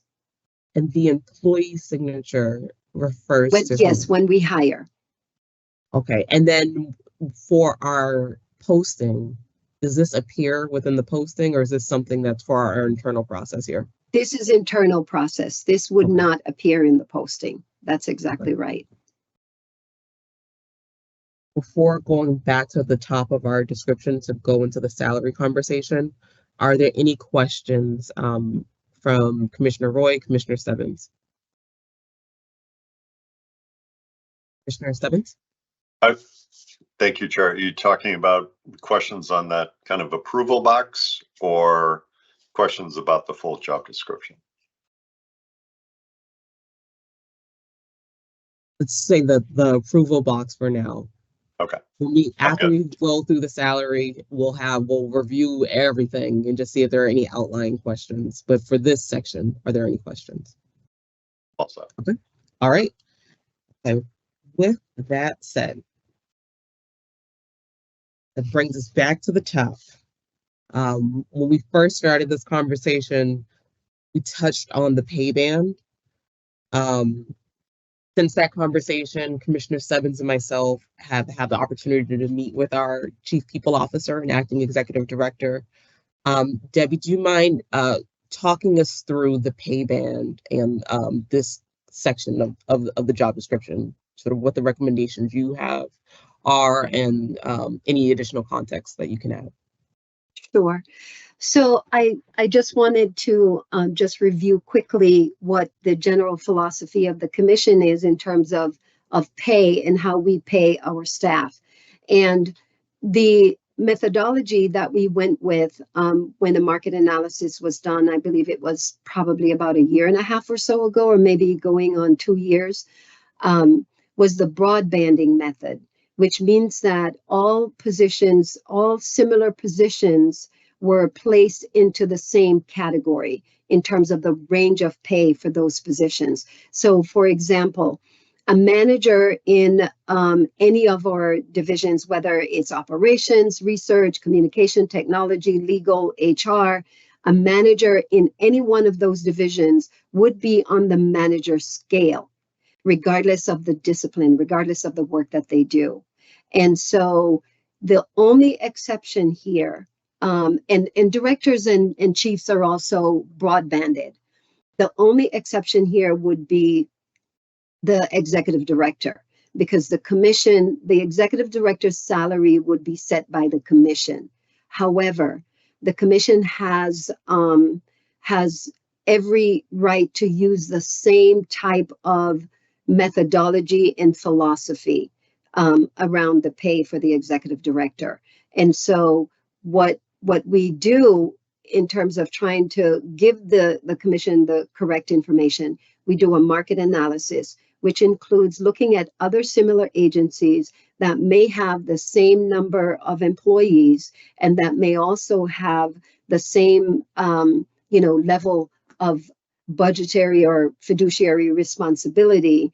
And we take a look at the experience of the individuals or the experience that we're looking for, which comes from the job description, and we put all that together and we give that information to the commission to determine what pay range they feel would be appropriate for the role. So that's kind of how we look at our compensation structure and practices. Thank you, Debbie. And the next question I wanted that would be helpful is based on your evaluation of our salaries, the market analysis, the information we retrieved from about our other jurisdictions and other agencies that are similarly situated, do you have a recommendation for the salary band, the pay band here? Yeah, so the recommendation is to, and going back to the methodology that we used, where each position may speak to the next level. So for example, if the manager's role was, the mid-level of the manager's role was 90,000, hypothetically, then the starting point, the minimum point for the director's role would now become 90. And so for the executive director, the highest position within the agency, what we would do, we would take the maximum range from that position and apply the mid-range, the mid-range of that position and apply it to the minimum range for the executive director's salary. And so the recommendation would be to have a minimum of 157 with a mid-range of 187, and then the maximum range could be around, I believe it's 217.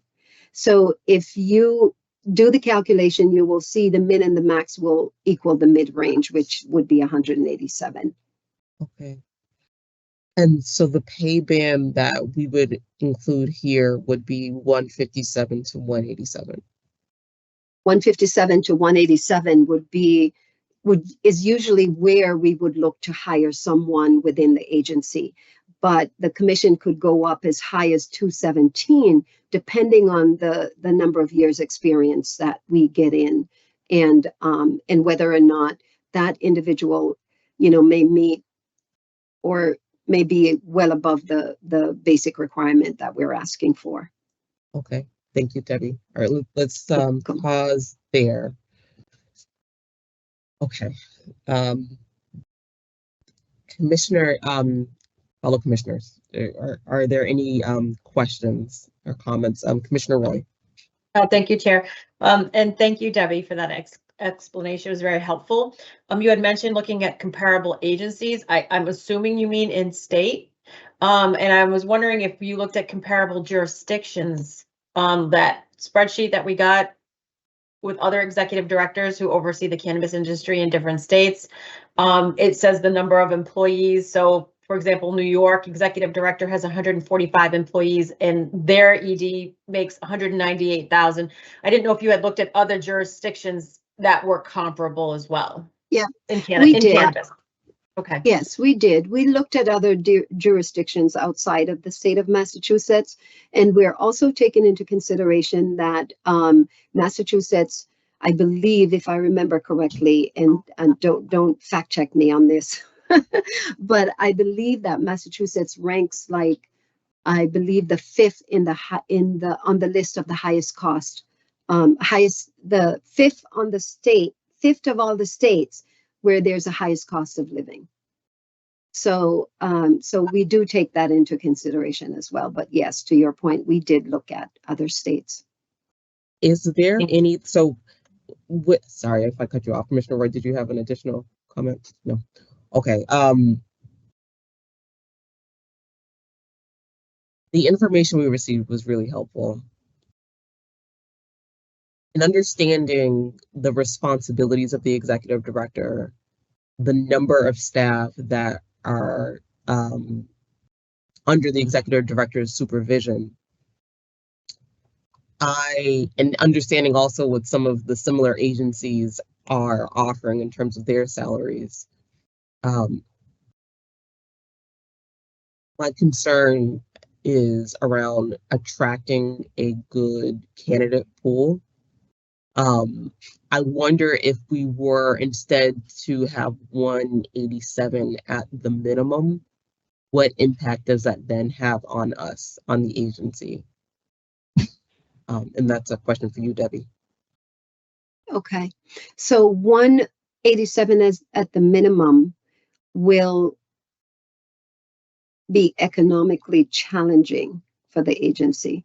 So 187 at the minimum is going to mean that you're going to have a greater max. And when we hire based on the experience, you are looking at 187 as the bottom line, rock bottom, for bringing someone in as the minimum. Having the 187 at the mid range is probably more likely for us to bring someone in who may meet the basic criteria of the agency, but we may be able to bring them in between the 157 and the 187. So anyone who has, who has above the criteria that we have, then absolutely, then you have the opportunity of looking at between the mid and the max. Okay. But 187 as a minimum is going to greatly increase the max. And that may not be, where we are right now. So in other words, if there is a candidate who goes above and beyond what we've outlined as our ideal candidate, there's room to go beyond that 187. Exactly. You can go beyond that midpoint, and then, as far as the upper point of the scale. Our philosophy and the methodology that we use, we typically don't go above, the max. But we will sometimes possibly go above the mid. Okay, that's helpful. Thank you, Debbie. You're welcome. So,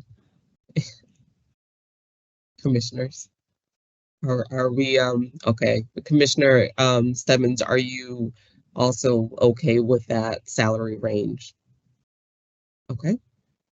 I think this was probably if anyone's listening who might be a prospective candidate, that's probably what they've been listening for.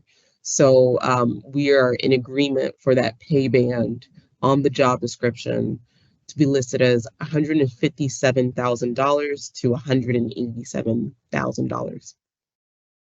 Okay.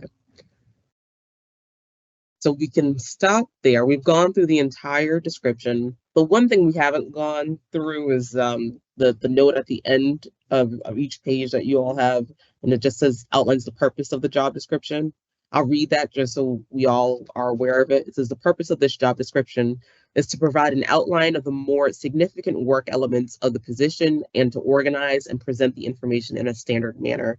It is not intended to describe all the elements of the work that may be performed by every individual in this classification, nor should it serve as the sole basis for human resources decisions and actions. I just wanted to read that so we now have everything that is within the job description articulated during our conversations. And let's pause there. Are there any questions? I think Commissioner Stebbins, you may have had some questions about the overall job description. Thank you, Chair. I want to go back to what I think we need to build in here someplace, either like in a shaded box or something, but obviously we want every candidate to know that to be in compliance with Massachusetts open meeting law, that finalists will need to be interviewed in public by the full commission. So I don't want to bury that because, I think as we can all expect, that's going to be a big factor in whether somebody applies or not. But I think it needs to be kind of clearly separated out and given its own box in the job description, but not all the way down at the bottom. I think we got to be pretty clear and upfront about that requirement. I agree. And I'm glad that you brought that up because we did talk about that in our last conversation. And we were talking about it around job purpose and summary and saying that might not be a good place for it.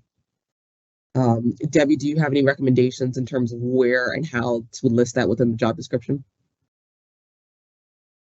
I would have to give that a little bit of a thought. I had not considered that.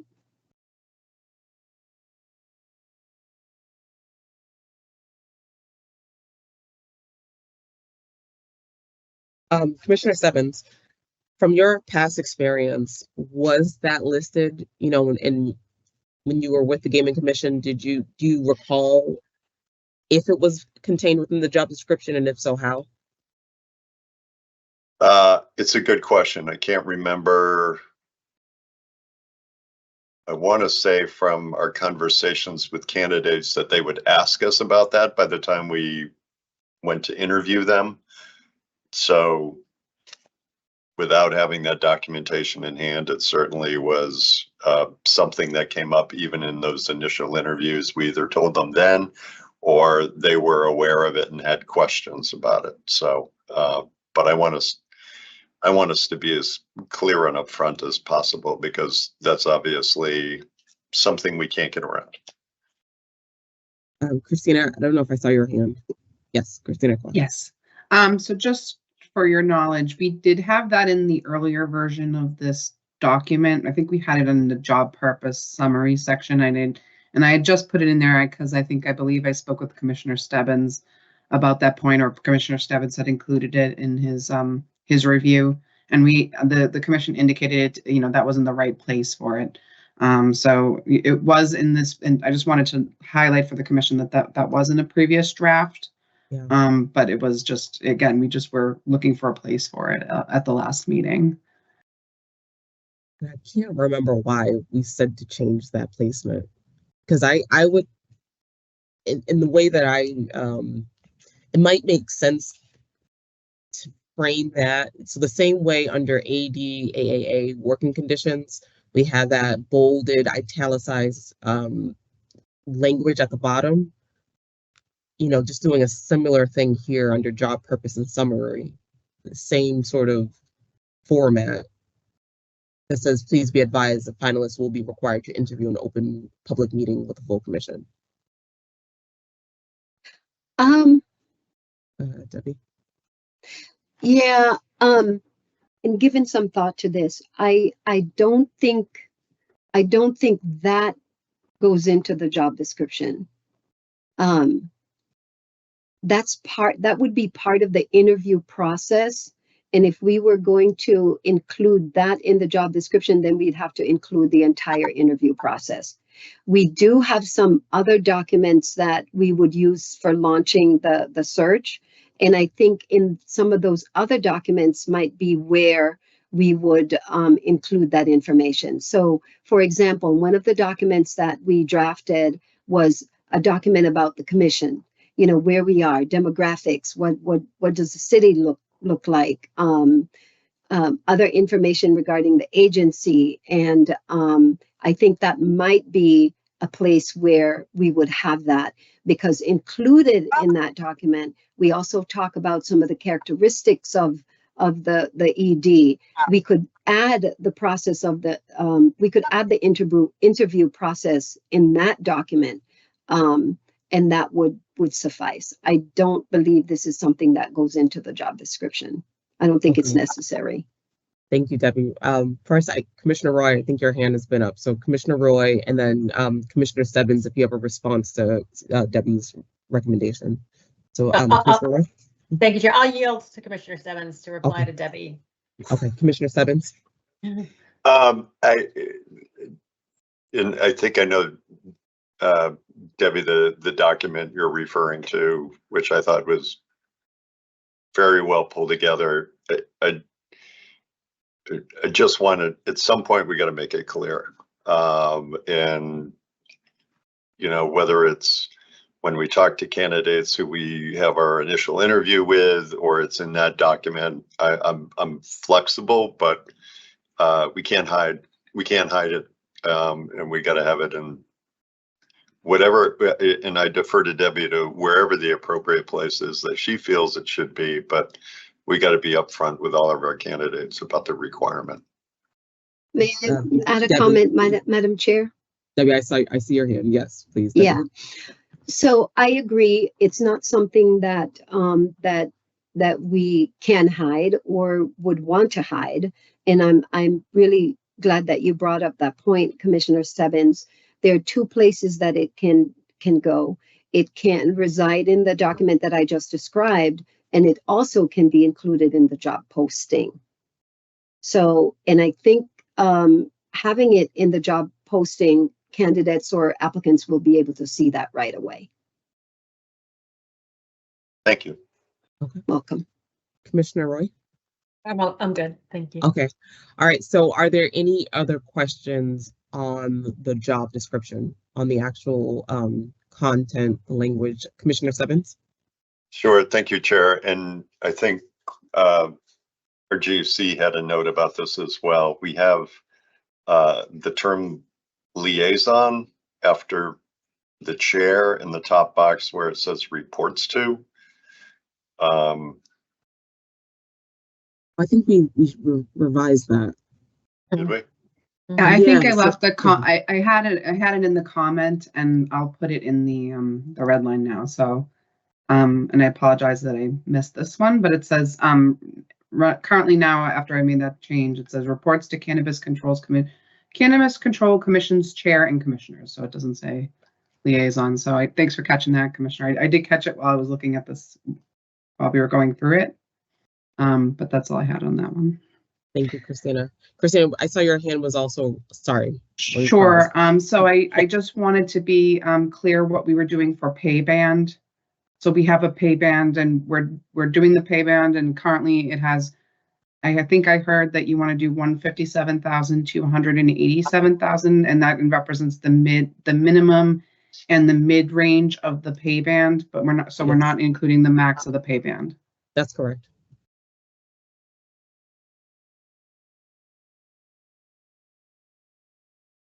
Okay.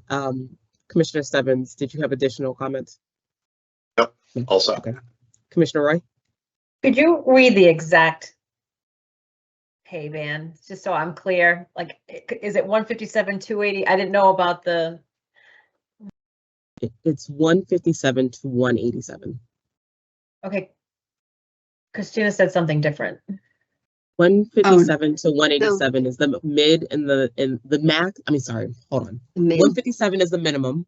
187 is the mid range, and we have room to go beyond that. The max would be 217, but that's not listed within the job description. Our pay bands that are listed incorporate our minimum and mid. So 157 even. 157 even to 187. Even. Okay, thank you. Any other questions? All right. With that said, I will seek a motion. I guess I'll open this up to whoever wants to offer the motion to approve the job description for the executive director. So moved. Thank you, Commissioner Roy. All right, moved by Commissioner Roy, seconded by Commissioner Stebbins. We'll now do a call to the roll. Commissioner Roy? Before I say I just want to thank everyone, including my colleagues on the commission and acting executive director Hilton Creek and general counsel Gaston and the legal team, whoever put time and energy into this, and for everyone's patience as we live edit it. So having said that, aye. Thank you, Commissioner Roy. Commissioner Stebbins? Ditto and I. Thank you. And the chair votes aye and also ditto. 3 in favor, none opposed. We now have a final ED job description. This is exciting. Okay, so now let's talk about within the same realm, the same item, next steps. Debbie, can you walk us through, and anyone who may be listening, if they're interested in applying, what are the next steps? When can we anticipate this being posted? So the next step for us is to finalize all of our documents, finalize the job posting, meet with our communications team to seek their assistance in how we go about launching this new role. And once we've done that, I think maybe that's probably going to take us another week or so. And once that happens, basically the position will be launched, it will be posted, and then we'll start accepting applications. I think maybe another conversation internally might need to be had regarding, how we're going to process the applications, how we're going to field them, how we're going to source them. Is one of the conversations that we need to have internally. That does not necessarily mean that we won't be able to post the position in a week or two, but that conversation needs to be had. Geographically, where are we going? Are we going national? Are we going New England states? Are we going to launch this only in the state of Massachusetts? And it sounds to me like some of the job requirements that the commission may be looking to launch this nationally. Mm-hmm. If that's the case, then again, that conversation needs to be had, and we need to work out the internal process and whether or not we're going to include any external partners in the process. Are you, first, I think it's an easy lift to respond to that question about being a local versus national. I believe the commission would like a broad pool of candidates that is nationwide, and I see the head nodding. But I guess to be really direct with my question now. So the reason why the subcommittee is formed is so we can have those lengthy conversations. We can sort of iron out the kinks, even if there's not a public meeting. So it allows us to have those conversations and solidify that process. And then come to so my goal is for every public meeting that we have now going forward, we have a conversation about the executive director search, where we are, what's happened so far, so that all commissioners are aware and given the opportunity to give feedback, ask any questions, provide comments, because even though there's a subcommittee, it is still a commission decision as a collective. So it's really important that we continue to have those really open conversations. But my question is, what needs to be done today to post this job description as soon as possible so that we start getting it out there? Yeah, and going back to my initial response, just finalizing of all the documents that we're going to be using to launch this search. And I believe, Commissioner Stebbins had brought up, one of the points about the public meeting, that the final candidates will be a public meeting interview. That needs to be included in the document. So updating those documents, finalizing the job description, which, has been done today. And now, knowing where we're going to launch this search, then it's going to take meeting with our comms team to kind of go over those documents, have them, professionalize it, brand it. So I really think maybe there's a possibility, depending on the comms team's schedule, because they're all over the state. They're doing a lot of work externally as well as internally, that there's a possibility we could launch this within another week. So I would say probably the week of April 11th, we could launch this. Commissioner Roy? Thank you, Chair, and thank you, Debbie. So I just have a few questions. We had put a pin in about an outside contractor doing the initial screen. I know in other independent agencies like Massport, they have the first layer, it goes through someone outside of the agency. So are we going to entertain that? If not, should the resumes should be a blind screen? So you're just reading on credentials. Other agencies do that. So I just want to know where we stand as far as taking it outside the agency and that first pool getting screened by an independent outside search firm, if you will. Mm-hmm. Okay. So I know that discussion had taken place at the last public meeting, and I don't know, I'm not sure that the commission had landed on where they would like, that to go. Do we go with an external contractor to help with the sourcing of the candidates, meeting the candidates, making recommendations to us, which is typically what a middle person would do, an external contractor. However, I believe that needs to go through the procurement process, which may greatly delay, our ability to post this position. If that's, I don't know how long the procurement process would take, but I know that it would delay it by some weeks. I'm not exactly sure. I have we need to first have a conversation to identify the available resources that we have here at the Cannabis Control Commission and figure out how to maximize that. I don't think that's something that needs to be resolved today.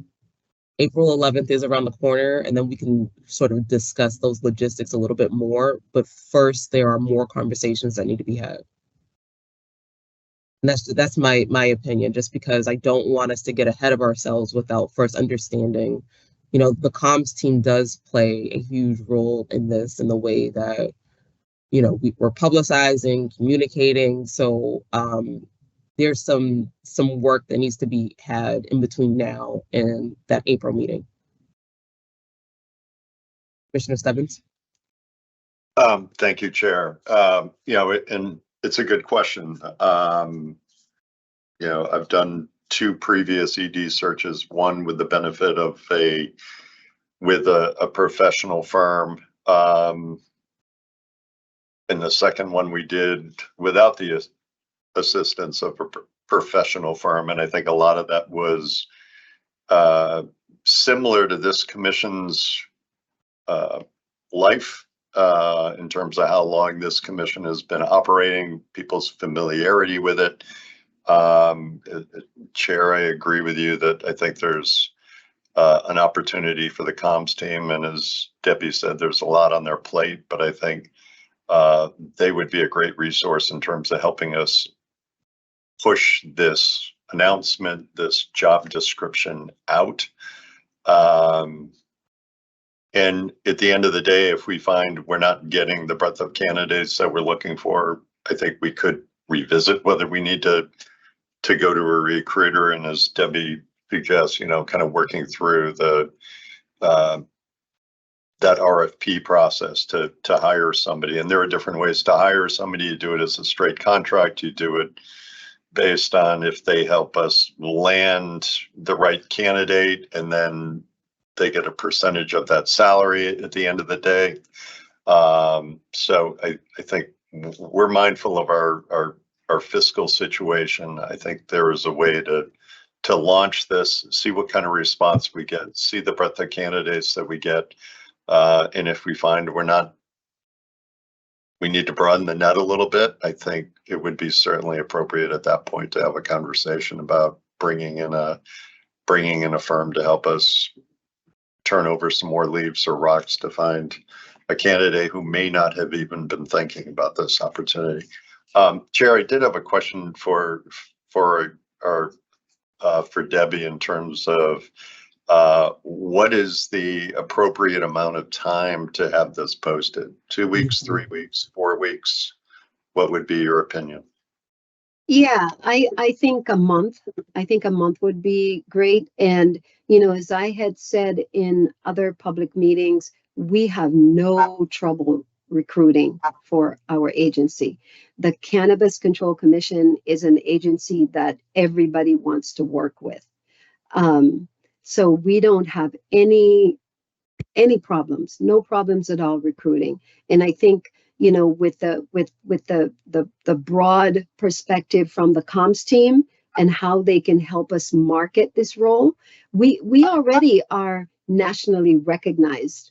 You know, so we are going to attract people from other states, whether or not we made this a national recruitment effort. We're going to get people from other states. And we also have CANRA, which is a cannabis association where everyone within the cannabis realm are in CANRA. And I'm pretty sure that once we post it and they get a hold of it, that we're going to get quite a few candidates from that organization as well, from that association. So yeah, we can take a look at the first week. I can tell you that when we post a position, within a day, we're getting 30, 50 applicants. And it doesn't matter what position we're posting. So I don't think we'll have a problem, but we can gauge it. You know, we can leverage an external candidate, an external contractor, and it may not even be an external contractor. And I think Commissioner Stebbins, you had mentioned something about, you know, utilizing resources from our other agencies as well, from other similar agencies, where, you know, we could bring someone in and make them a part the search process, make them a partner in terms of, you know, whether they serve on the subcommittee or, you know, whether they come in independently as a volunteer or whatever the case may be. So we can still explore some of those possibilities. Thank you, Debbie. Commissioner Roy? Thank you, Chair, and thank you, Debbie. So I just would like some clarification. Is the search committee separate from the subcommittee? Are they the same? The same. Okay, because I was on it. Was I removed? Because it was on the draft, so I've been taken off. It was never, so the draft came originally from our acting executive director. It's a recommendation. It's a recommendation. So it was never in formed, essentially.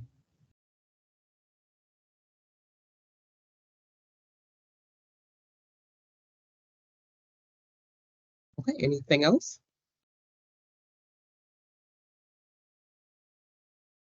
All right, so Debbie, what I will ask is if I know there's already something happening on the calendar, but you, myself, and Commissioner Stebbins,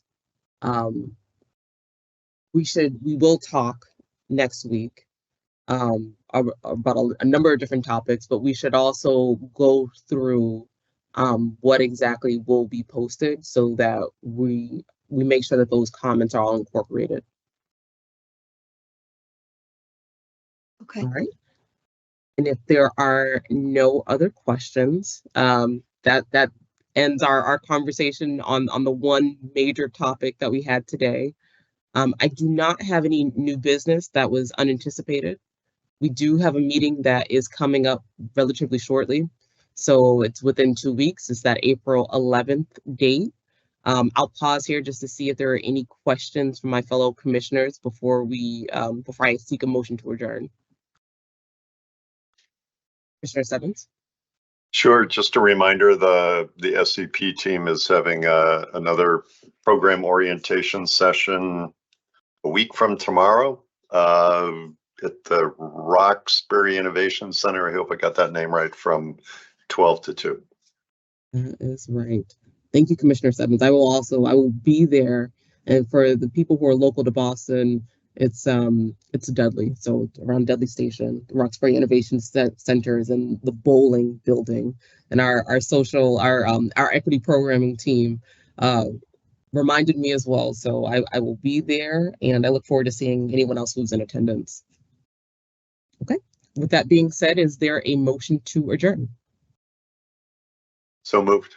Thank you, Commissioner Stebbins. Commissioner Roy, is there a second? Second.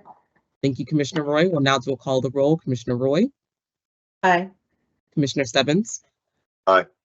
The chair votes aye. We are now adjourned. Thank you so much, and we'll talk again. You know, there's a lot of internal work, but I'll see you all soon on April 11th.